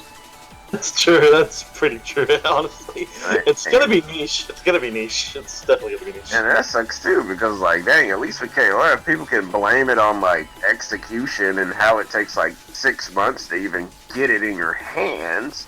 Like, Fighting EX Layer has like auto combos and chain combos. So I'm just like, Not even that. Like KOF came out at like that perfect time when like everybody was already getting sick of Street Fighter 5 and games like that. They were like getting pissed off about it. So it's like it came out. It's like, hey, we are a game similar to Street Fighter, only we're actually a good game. So play us instead. And then people just didn't play it. Yeah. it's like, dude, the graphics. Dude, I heard Bird was powerful. And that was it. Oh. Nakaruru ruined the game. I'm sorry. No, don't blame it on Best Girl. Well, actually no. Yeah. Actually, wait, no. I take that back because Best Girl is clearly Yuri Sakazaki. Vanessa? Vanessa? That's not Boy, good yet. with the Robbie Rotten pants? Oh boy. Thinking. Best milk, dog. Thinking. That's not. I see Best Girl when she's Ramon's girl though. Exactly. At least Yuri's with a really rich and powerful man. Oh my god, he could have bought KOF from everybody. All right. Now let's move into our final big thing. It's something that was this is an idea that was kind of swimming in my head for a little while, and I finally decided to plan this out and get this over with. A lot of us have games that we particularly really like, but in my opinion, someone who really likes a certain game can also think to themselves, as much as you love something, you can see the flaws in it.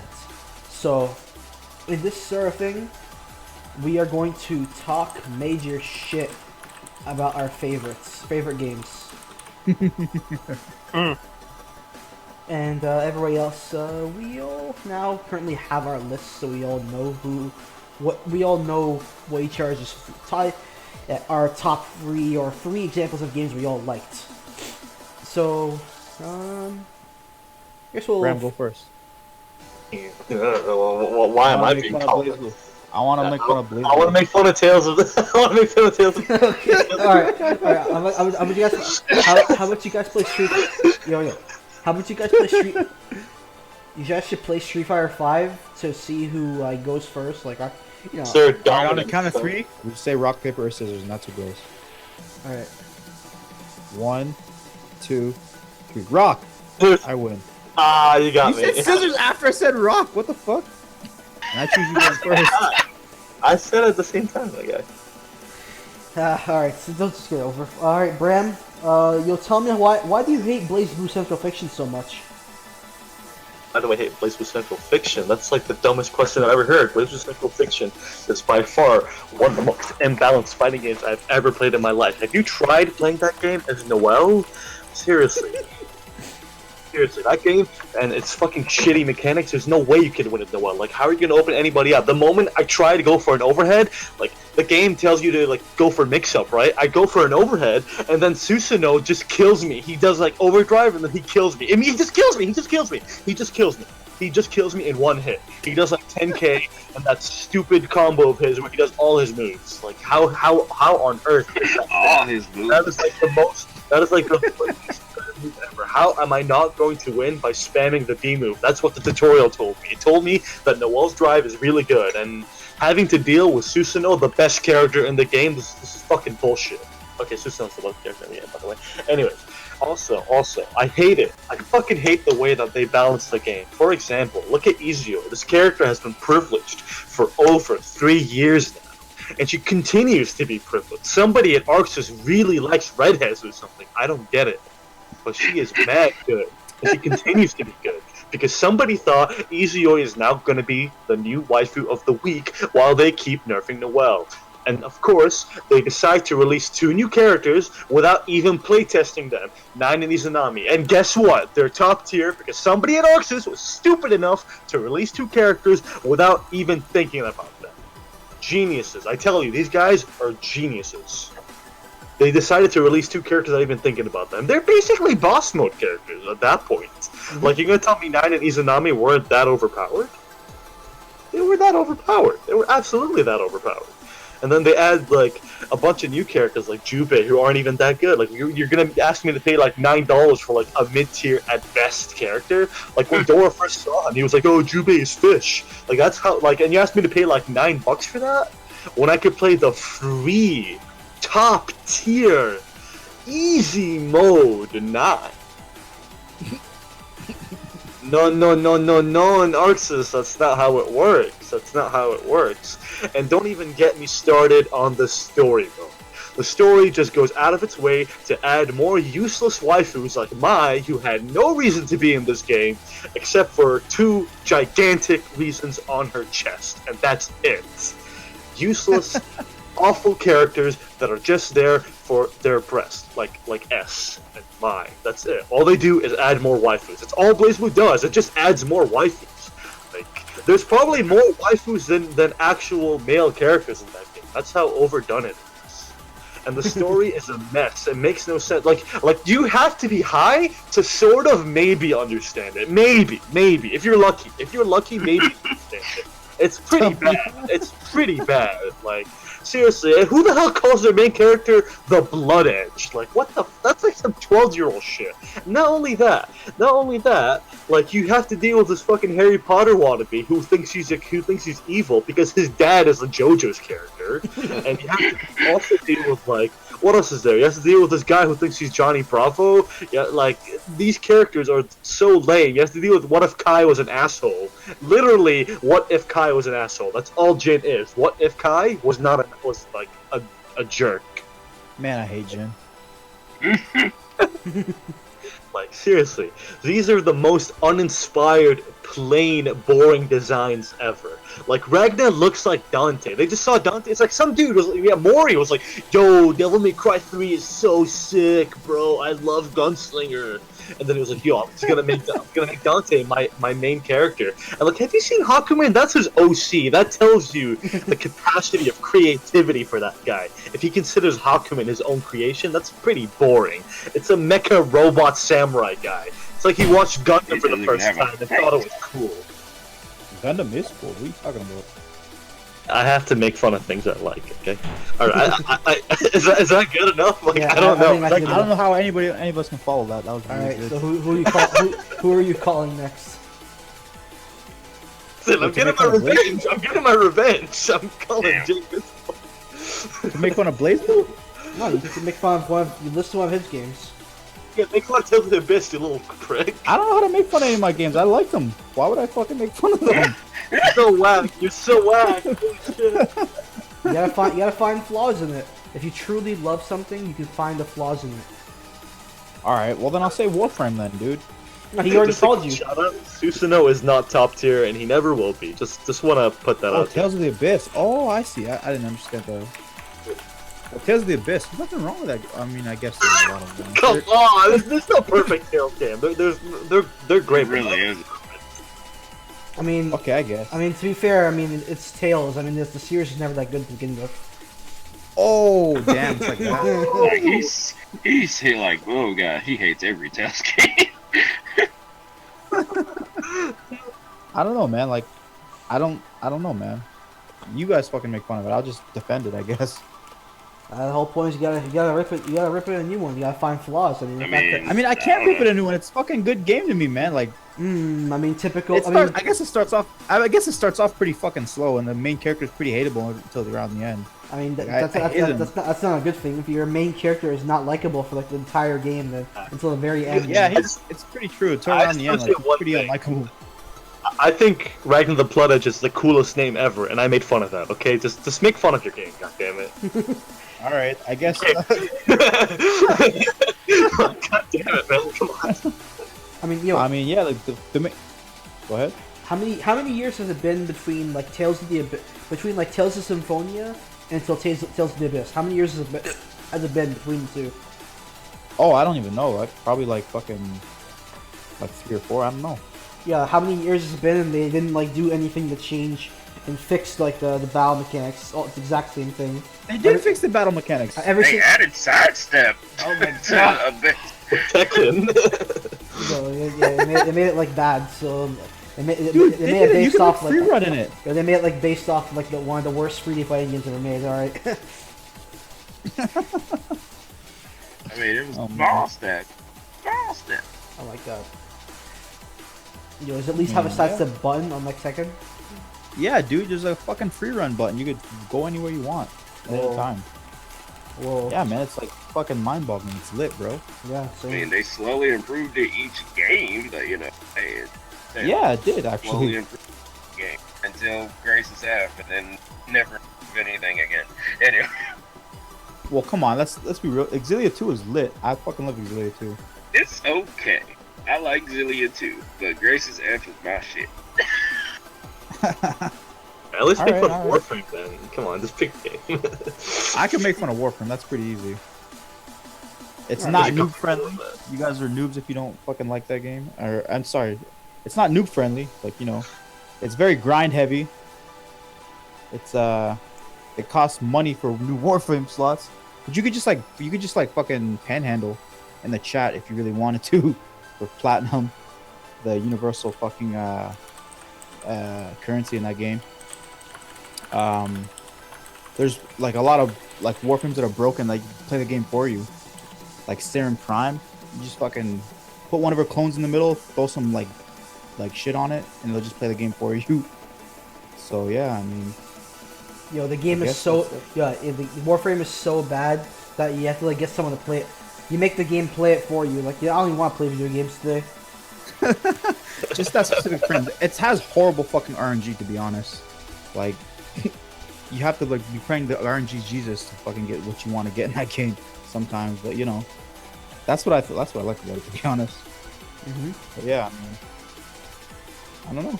That's all. I don't know, man. Put me on the spot. Like I didn't know. I was harsh on Mike. I love BlazBlue. I was like, man, the balance like so whack. They made Terra I even get that, worse. But yeah.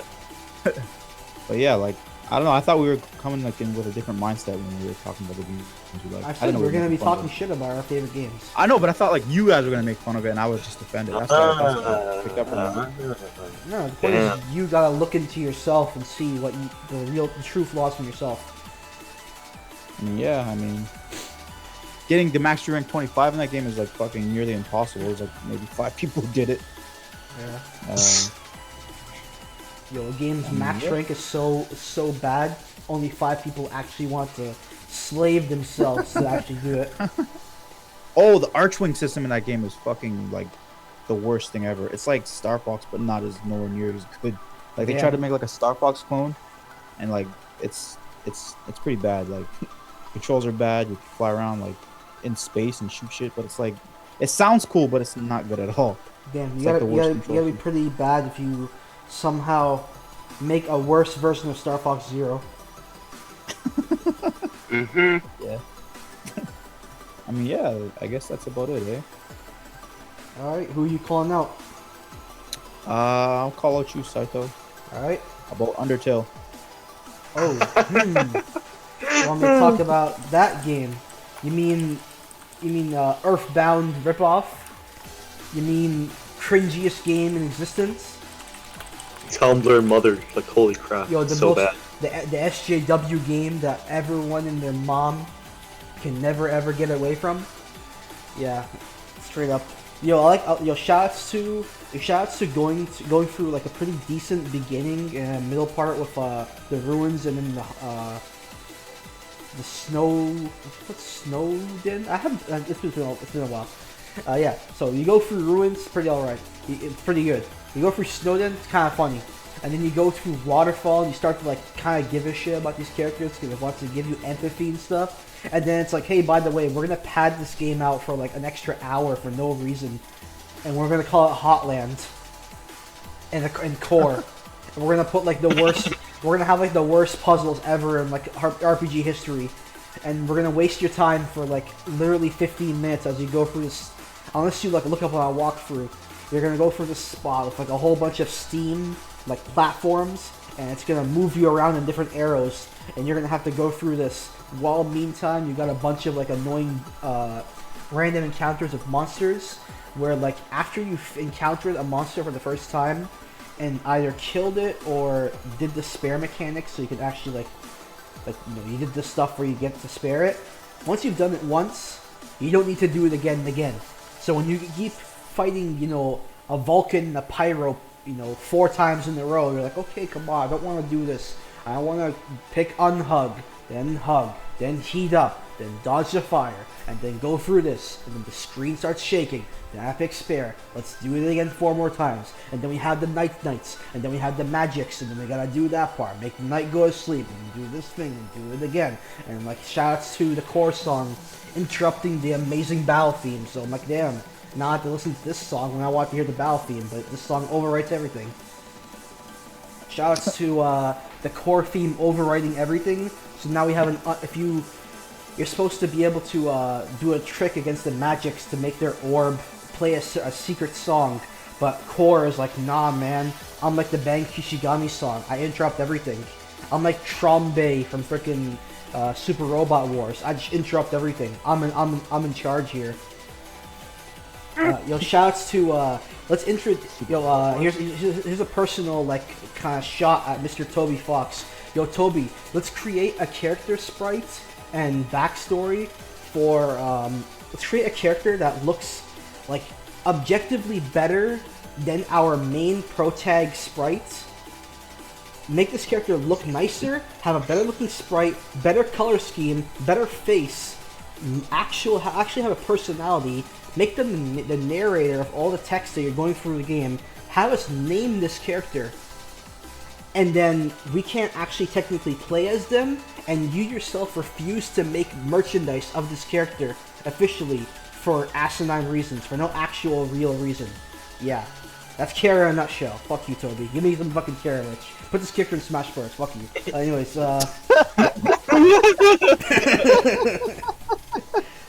You can't do that. You can't make a character objectively better than your main protag and then be like, nah, I don't want to do anything with this person because it goes against what they represent in the game. Alright then, what do they represent in the game? We want the concrete answer from you. We don't want to sit here and speculate because you yourself make fun of us for speculating shit. When we speculate and look deep into your own game, you go to us and go, wow, you think a little too deep. You kind of troll us about this. So okay then, what does care represent? Or as you say, what does that quote unquote that character represent? What do they stand for? Tell us, Toby Fox. Yeah, exactly. All right, Ryan. Passing it over to you. Why do you hate Steambot Chronicles so much?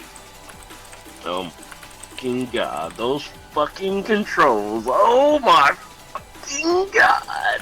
Okay, yeah, literally, yeah. Like, it literally took me maybe a year and a half to actually understand the tutorial. on how to move my Steam Bot. Yeah, that was nuts because damn, I forgot how to move around. I don't even remember. I think like I literally had to control like my arm, just like right arm was right analog stick or something. I don't know what it was. It was weird. Yeah, wasn't the game on PSP? Yeah, it was a Steambot Chronicles battle tournament. It was like a cool spin-off type of deal. Yeah. Oh shit! I thought it was. I remember Okay. it was a PSP game. I was like, wait a second. Second analog stick. But then, but yeah, it is a PS3 game. Never mind. Is that game's by Atlas? Yeah. Yeah, let's No. localize that one. It's by Irem. Oh, yeah, what game? Man, they got Steam hit by Bot. the earthquake, motherfuckers. So glad. Yeah. It was made by Irem. I remember Irem. No, I don't. Just one. say that again. Nobody remembers Irem. Nobody remembers it. Oh god. But anyway, yeah. So, like the controls was trash. Just like had to move the Steambot with like both analogs. That's how you move. And then like your arms is like R1, L1, and weird stuff like that. And then it was just going around being like fake Grand Theft Auto. The only thing you feel in the game is Saito. Really doesn't even matter. And then there was this talk about, oh, it's open world and you can do your route. And it's all like, it really all end anyway. You end up going to jail because you chopped that. Oh my god. And then there's these songs. Oh my god. Okay, yeah. Songs. Well, you could clearly notice that it was a Japanese man who thought English was cool and wrote these lyrics. It's just like, oh my god. And it's like, there's no Japanese versions of those songs. They're all in English. And I'm just like, you really sat there and wrote this, huh? Yeah. Like, I'm there thinking about that song, Shout It Out, and like, shout it out, shout your organs out. Who writes that? Who writes that? What? Shit. That's what happens when you're in isolated islands. Like, oh my god. And there's just like all those bad references and all that type of stuff when you like finally like get enough money to like own an apartment in one of the towns and shit. And then it's all like, yeah, let's make that one reference to that other open world game where you can actually steal stuff. And then it's all like, okay, you're gonna let me in for some hot cocoa, huh? Whatever. Thank you. Fuck the control. Fuck that. Yeah. It's a long to learn game. Also, fuck Basil. Worst fucking character in the whole fucking game. Whiny ass little bitch. Oh my god. Oh my god. I'm glad that nigga got drunk in the alley and fucking died because I shot Savory and died. Fuck that character. Oh my god. It's like, oh man. Ooh boy. Oh boy. Yeah, fuck that. Oh yeah, for those who are unaware, yeah, there is all spoilers here. Yeah, spoilers. Yeah. Nobody's gonna play Steambot Chronicles. I was trying to ask, what game is that? So I could just play dumb, be like, huh, what? Never heard of it. But, yeah. Exactly. it's pretty obscure, I'd say. Mm-hmm. Who next? Who are we gonna call out?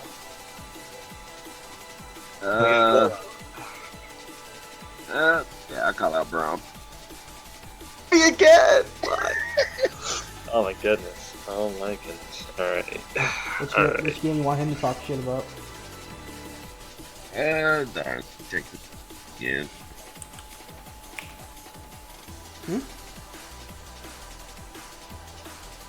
Okay. World of Warcraft? This is good. I have a lot of material, actually. I have a lot of material for this. Oh my god. Alright. So once upon a time, Blizzard decided, instead of making the only games that they're good at, which is strategy games, they decided, hey guys, let's make an MMO. And this Disney-looking ass game comes out with how many raids it came out with for an MMO. An MMO. It came out with a grand total of two raids. It came out with 2 raids because somebody at Blizzard thought that was okay. And guess what? One of them was a one boss encounter, and the other one was 7 bosses, where 5 of them were reskins. I think it was 5. I don't know.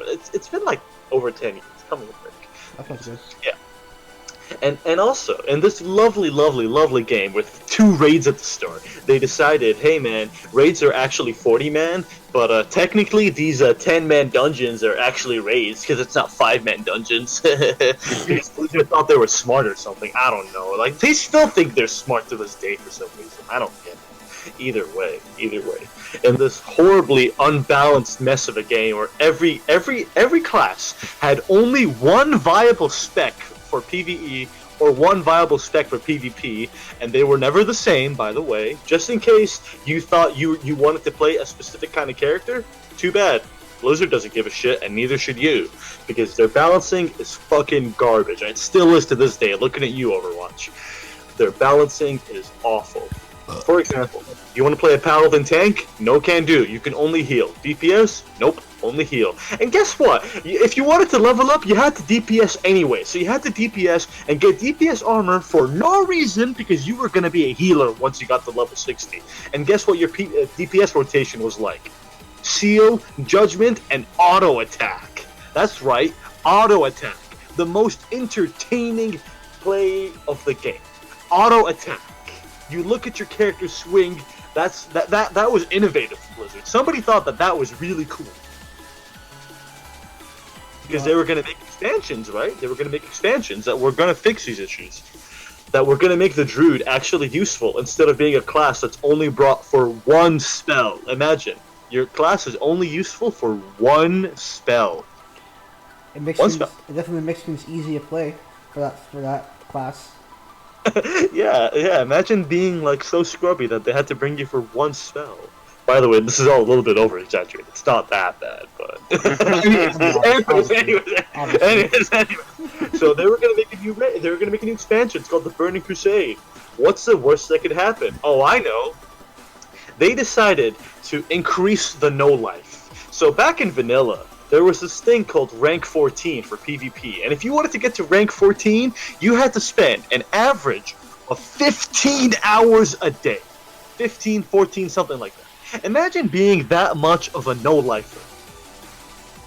The audience this game is dedicated to. People who spend 15 hours a day at a game. I don't know what to say. Do you? I sure as hell don't know what to say. And Blizzard decided, this is a little unrealistic. What should we do? Oh, I know what they did. They decided that if you want to go to a raid, you need to do every dungeon. And to go to every dungeon, you need to unlock every reputation. And that was so messed up to the point people made flowcharts for you to learn how to enter a raid.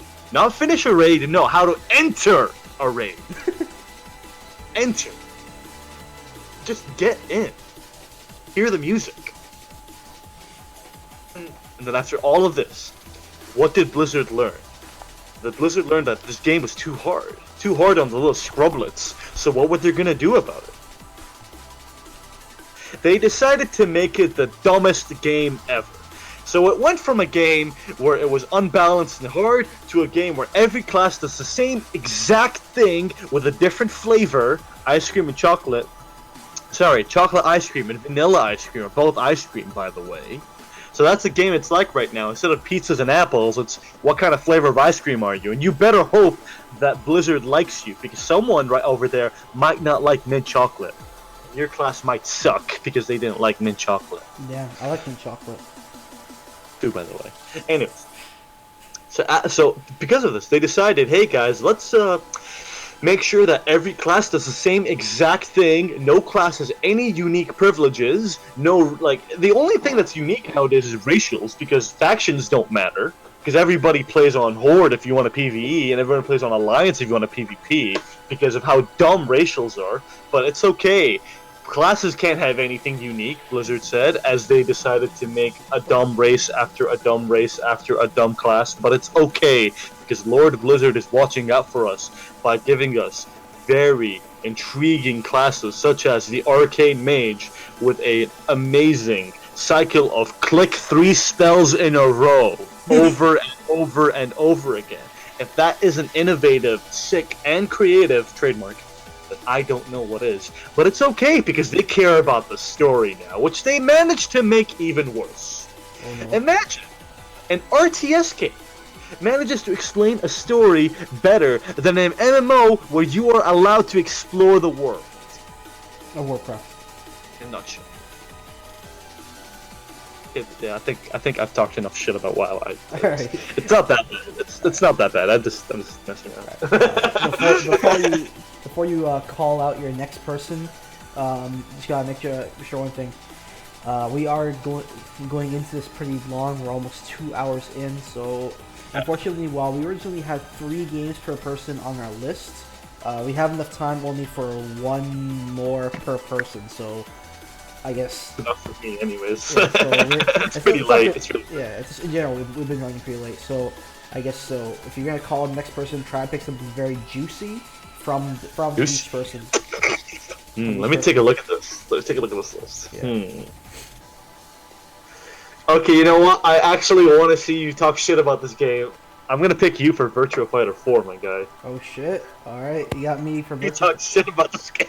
Okay, all right, we're getting right into this. Virtua Fighter 4 Evolution. First things first. Yo, you wanna kill everything? You wanna kill the? Let me first type in my little comments here, and then I'll get into it. 1 second.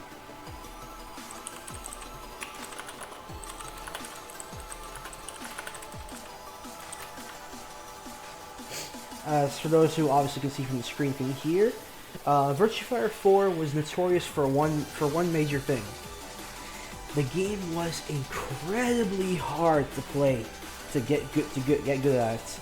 One of the big things it was really notorious for was the fact that while you're doing a sidestep, you had to input buffer 3 different types of throw tech inputs while also doing a sidestep. So that's like multiple different things. So you can kind of like it's like a 4-way option select to get out of a certain situation, and that was like a basic thing in terms of competitive play. Not to mention the game itself having like almost no like input leniency, so you had to make sure everything was like clean inputs. You couldn't like scrub around. So there goes like all your fan base. Not all your fan base. All the casuals gone. They're not gonna play this game. The game has like absolutely no like story modes or anything like that. It has something called the quest mode, which is basically you play as you are basically yourself with a data card with your chosen character, and you go around like simulated arcades to try and level up and get stronger. Not really like stronger, like your rank, raise your rank and get items and customize your character. Too bad the requirements to get a rank up in the later point of the game was freaking astronomically high. I myself, my save file has over 1,000 games logged into it, and I don't even think I'm at the maximum rank. And that's from both playing local versus matches as well as the quest mode, because it saved the data on both. You played someone in local versus matches with their save file data, or you played the arcade mode, or you played the quest mode. It logged your data and your wins and losses and your rank and everything regardless. And I had over 1,000 games. Not even at the maximum rank. That's retarded. And then there's the fact that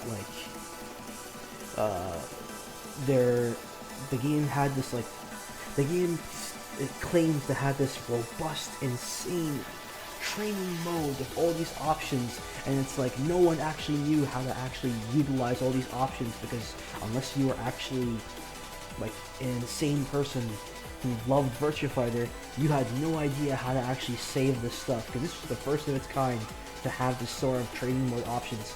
So saving, you know, making the CPU block and then attack you back, or all the other things, or making recording slots and all that stuff. You had no idea how to do that because the game sure didn't tell you how to do it.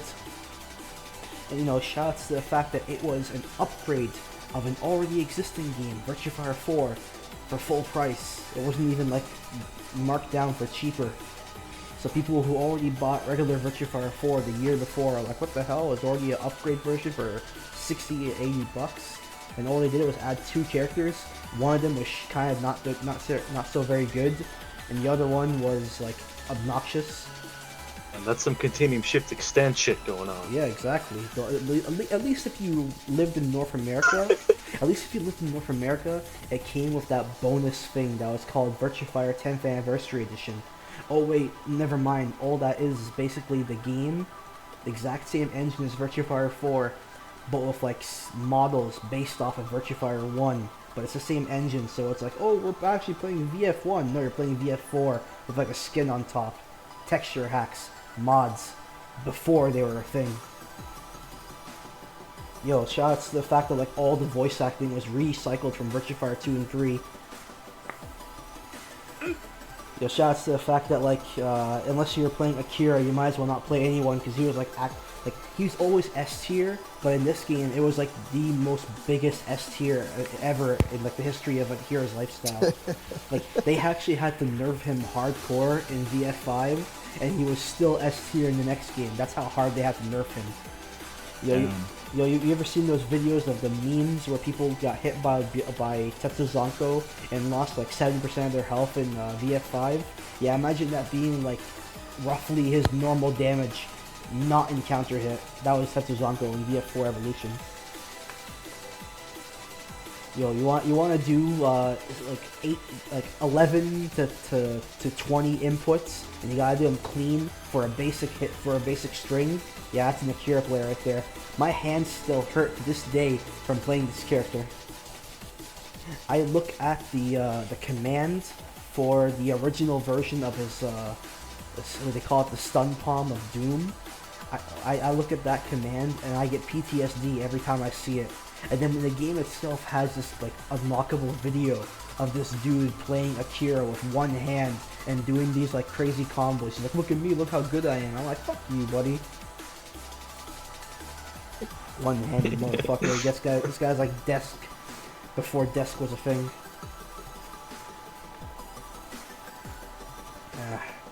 You know, it's actually a juicy. I seen something juicy right here. Hey, Ryan. Tell me why you hate Pokemon Gold so much. Damn, rip. God. Okay, first of all, that game wanted me to tell time. God. I wasn't about that. Just like, you know, having to stay up at 3 o'clock in the morning just to catch a certain Pokemon. You know, I was young. I had to go to school. I was trying to be good. Nah, fuck that. Yeah. Nah, it's Pokemon fuck time. that day-night cycle. Yo, shouts to the fact that every single person who owns that game to this, right now, all your save files are all dead forever. Because Nintendo and Game Freak had like no foresight to give it like a really good battery, so like they used some like really shit like C2032 batteries, and they all died within like 5 years. So nobody has save files anymore unless you have an emulator. Damn. Man. But yeah, shoot. The game was doing too much for my taste. Like, damn. It's like, you gotta go beat these 8 gym leaders, defeat the Elite Four, all that stuff, champion at the end, whatever. Gravel trash. Gravel super trash. I don't even know what he wanted. What? I think he just wanted to show you his rage. I don't know what was... No, I think it's black and white too. Dang. And then, like, you know, then they had to have us go back to Kanto, and I'm just all like, I don't want to know what these fuckers are doing. Jesus. I don't care. I don't know. And then, I think Brock found a shirt. Yeah, that's the only thing good about that. Brock found a shirt. But, Missy's tits got bigger. That was... And and it's like, I don't know. That game was just like very time consuming. It felt like playing a mobile game because, yeah, it was a mobile.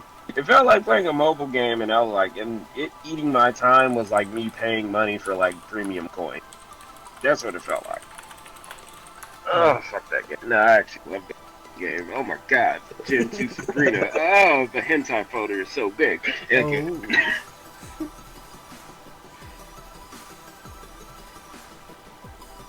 Alright, I'm done. Alright. I guess it finally comes down to you, Jaybizl. Why do you hate... Talk about trouble. It's gonna be this much. I'm just kidding. Why do you hate Ocarina of Time so much? Well, first of all, that game has a main character who wears a dress with tights. Yeah, same. I love wearing a dress and tights. Yo, what if Zelda was a girl? What if Zelda? Wait a minute.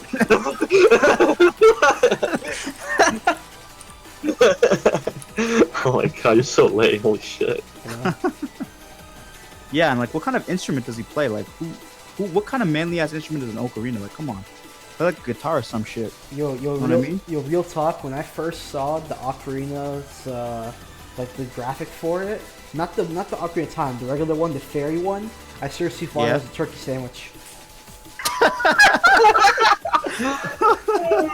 Yo, let's talk about the graphics in, am I right? Like, holy Yeah, shit. those graphics were like freaking. Even back in the day, they weren't even that good. But like now, you look at it they even weren't good more. at all. Especially with the turkey sandwich thing, was that like when he's done playing when he first learns a song, he finishes the song and he takes the ocarina out of his mouth and he looks at it with like this like gleaming look on his face. Like, whoa! That's why I was like, yo, he tastes like the best bite in the world.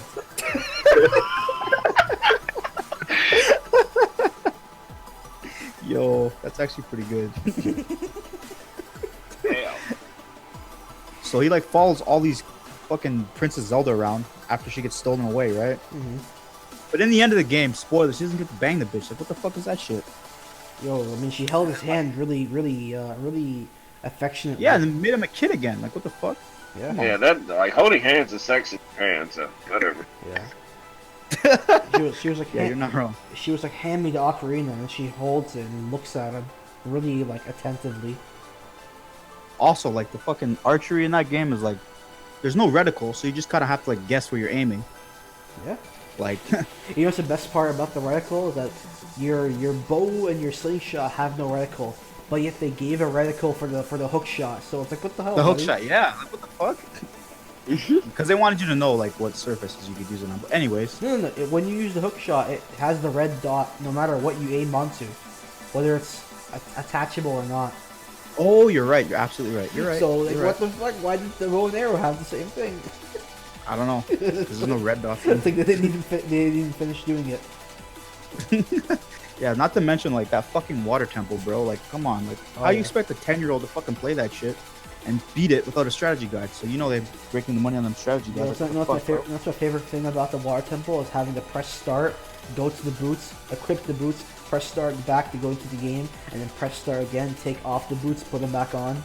It's like this should have been just like a equipable item on your C button or something. Oh yeah, that was pretty annoying. And then you could breathe underwater with like a new dress. Like, what the fuck? Yeah, I mean, whenever I wear blue clothes, suddenly I can breathe underwater too. When I wear red clothes and go outside, I don't feel heat at all. Yeah, exactly. Like in the And when I wear green clothes, I'm a basic bitch. yeah, and like I'm kind of racist when I say this, but only black people knew how to get Epona. Yeah. She had to like steal that bitch and jump over the fence. You know what I mean? Yeah, exactly. Nobody else like, hey, how do I get Epona, dude? How do I get Epona? Like, just ask your black friend, he'll tell you. Anyways, I love you, Justin. I love you so Gank much. that shit. Yo, shout out to the part when you want to get into the Jabba's belly and you gotta show the lair to the dude, and the freaking the King Zora is like, he's got like it takes like 5 years to move. yeah, he's like moit, and he like takes like a whole decade just to like move his ass. Cause Apparently like that's some compelling gameplay that we really need to. That's exactly what we want. We spent like $80 for this. yeah, like fucking half the time of the 40-hour fucking campaign is that guy moving. Yeah. But yeah, like after you finally fucking beat Ganondorf, I don't know, like it's just like anticlimactic if you ask me. Like, yeah, you stick the sword in him and he's like dead, and like I don't know. I stick the sword, and I didn't even use the sword. I beat his ass with the hammer. The guy was like the easiest boss in the entire universe. The game was all like, oh, we want you like distract him and do all this stuff to get around and hit him. I'm like, nah, nigga. I just rolled underneath I went between his legs and just attacked randomly and just hits his tail. Yeah, I mean, I don't know. That's about it, I guess. Yo, shots the part when like, what's it called? You know, back to the point about like Link not getting any action from Zelda. It's like we just came from like Zelda 2: Adventure of Link, where like the game ends with him making out with Zelda right at the very end, and this dude like couldn't even get anything. We were in 3D and he gets nothing. Yep. And this is the one that everybody always uses. Like, no, I love Ocarina of Time, Link. I'm like, this guy didn't get anything though. I'm not gonna lie, like I kind of want to see why he hates SmackDown versus Raw. All right. Well, we'll end with that one though. All right, Ryan, why you hate SmackDown versus Raw? Okay. 2006. So SmackDown vs. Raw 2006 was the beginning of THQ was trying to step away from this Aki engine that led them to copy and make actual good wrestling games. Now, I'll admit this, like SmackDown vs. Raw was like graphically more appealing than the previous SmackDown vs. Raw, but then just all like, you know, like every other wrestling game that's trash now, it was the beginning of, you know, being more realistic about that scripted sport and not giving me cool Japanese moves like fireballs and poison mist. So like, you know, fuck that shit. Oh my god, just like I couldn't do Shining Wizard. That game sucked. Yeah, exactly. oh my, yeah. Yo, I couldn't. I don't think anybody had that move actually. Yo, I couldn't remember, and like they took out the part where like you can make your auto combo in the first SmackDown vs. Raw. You can make it end of a Shoryuken. They took that out. Oh man, It's so stupid. it's all like, yeah. Then they're like all the music stuff was like all like, I don't know. It was all like rap from like Sonic the Hedgehog, or just really emo music like Watch Naruto. Oh, ever, dude. Like man, Oh, you're fly. Sasuke. Don't you run, Oh my no god. Did a little campaign thing, like, you know, oh, they tried to have branching routes, stuff like that, but it was only like 2 routes. Like, you know, get on SmackDown, get on No Mercy level, like where you could go for the World Heavyweight Championship and then get lost and then get the Women's Championship with the male character. That's a good game. Yeah. Like, this lazy and the THQ didn't know what they were doing, and I'm glad they went out of business. Yo, shots to the fact that like in SmackDown vs. Raw 2006, they took out the whole like alternate ending story where like you can lose WrestleMania, but like you can still like you can go in like your ending is, hey, you didn't win WrestleMania, but you banged like X girl that you're with, whatever your campaign was. They took that out in 2006. Right? Damn, rip. Actually, yeah, I remember being a kid and being like, yo, why is this dude in the girls' bathroom? Yeah. I don't know any better. I was like, I didn't even hit puberty. I don't know any better. And they took that out. Also, like those curse games and stuff like that, because like what happened in 2006? Yeah, I think it was Sonic 06, my guy, come on. Sonic 06. I'm so glad EA didn't make Sonic 07. The prophecy. Like that one thing is like every time somebody fights the Undertaker in a SmackDown vs. Raw game, they actually die in real life, and I think it was Chris Benoit. It was Benoit. Yeah, it was Eddie the year before. It was Eddie Guerrero there. Oh god. Yeah. It's actually pretty sad. It's actually pretty sad. Ooh, that SmackDown vs. Raw curse. If you have a storyline with the Undertaker, you're gonna go die. Yeah, that's like worse than That's worse than the Madden curse. But, Yeah, just get injured. like Ben was First game. actually erased from WWE history. That's how bad it is. Man, every time somebody tries to make Benoit and create a character, they Yeah, it's pretty funny. What happened? every time somebody makes Chris Benoit in wrestling games and create a character now and try to like upload them to share, like the server just deletes them automatically. Yo, what if they make Hulk Hogan? No, it's fine. Like everybody's cool with Hulk Hogan. Like Chris Benoit killed his whole family. He put his dog in the crippler crossface. Oh.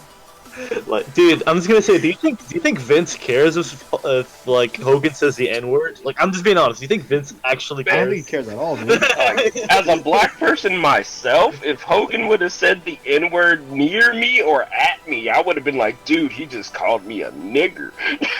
Sign my life.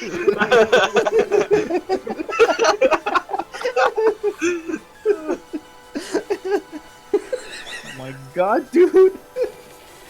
I think that's a good way to end things. That should be the title. Hulk Hogan called me an B. Yeah, exactly. That'll be I would have been cool with it. It was like, you know, hey, like, okay, but like, can you do the leg drop too? Oh, alright. That's cool. Anybody got any closing statements or anything they want to plug? Steamboat Chronicles is great, and gaming died for me when Steamboat Chronicles 2 got cancelled. Damn. Damn, rip. Yeah. I look at that trailer once a year and just get depressed because I never got my flying Steamboat with balloons. Game to show, but I have a message to show, and I always say this, but Yeah. play fighting games. If you know somebody who does, go play with them. Fighting Friendships games are blossom. great. Yeah, even the bad ones are kind of okay. Really bad ones, but like they're kind of okay. Yeah. Just friends, promise. What about you, Jaybizl? What do you got to say? Nothing. Don't be like me and be cringy on fucking podcast. Yeah, same. Buy Yeah, Warframe, that's You did perfectly fine. Dude, I'm a fucking Undertale fag. I mean, I think I'm the most cringy person here. tell people to buy Warframe, dude. That's what you should. Yeah, buy Warframe, dude. Play Warframe and fucking. You know, some Like, people. I'm people proud. Isn't it free? Isn't it free? Why was it buy? Free, dude. It's free as fuck. Yeah, why Like was a bunch of shit to Just start. like Windsor, right? Stay free. Stay Free Windsor. Yeah, I'd like to plug Stay Free Windsor. Yeah, Windsor Also, is free. Akihiko's a god, and don't forget it. Yeah, He's so free that So you free. get multiple top 8s. That's pretty free. Yeah, Yes. that's really free. Multiple top Oh, 8. it's two of us.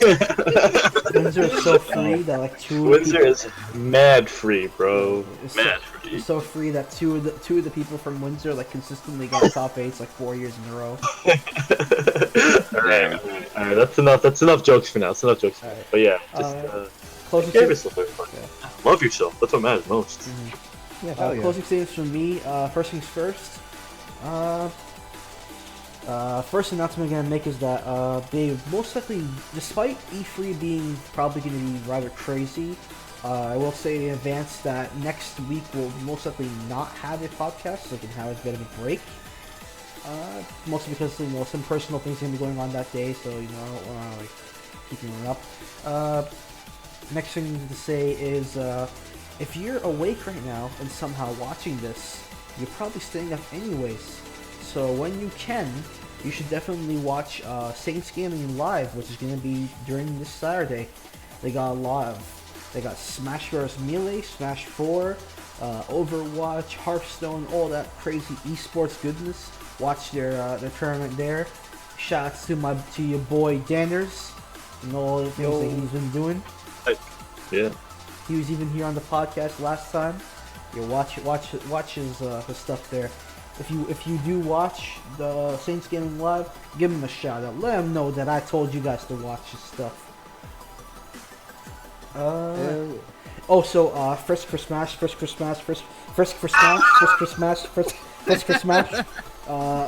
heard it here, folks. You heard it here first. Frisk for Smash. Also Daisy for Smash.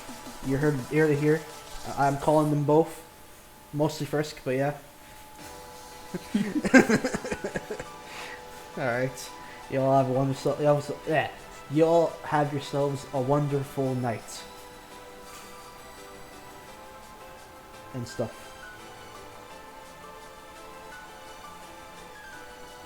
Yeah. I think it's time to go to bed, my dudes. Oh man, I got dishes to wash so hard. I was supposed to wash dishes 3 hours ago. Wash them dishes. I am the dish. Alright, good night, my dudes. It was Good pretty night, nice being here. Sorry for not being here like the last few times. It's all good. I heard they went less than amazing, but That's an understatement of the decade. today was nice. I think today was nice.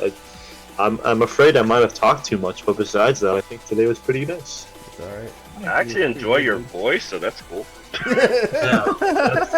I mean, like, it's Pride Month, so like, it's okay if you want to be like that, bro. I'm just kidding. Thank you. I don't get that very often. I don't think so. That's awesome. Thank you. Alright, y'all have yourselves a good night. Night, guys. All of you have Night. wonderful voices. No homo. Tasty. Yeah, actually, say some peace.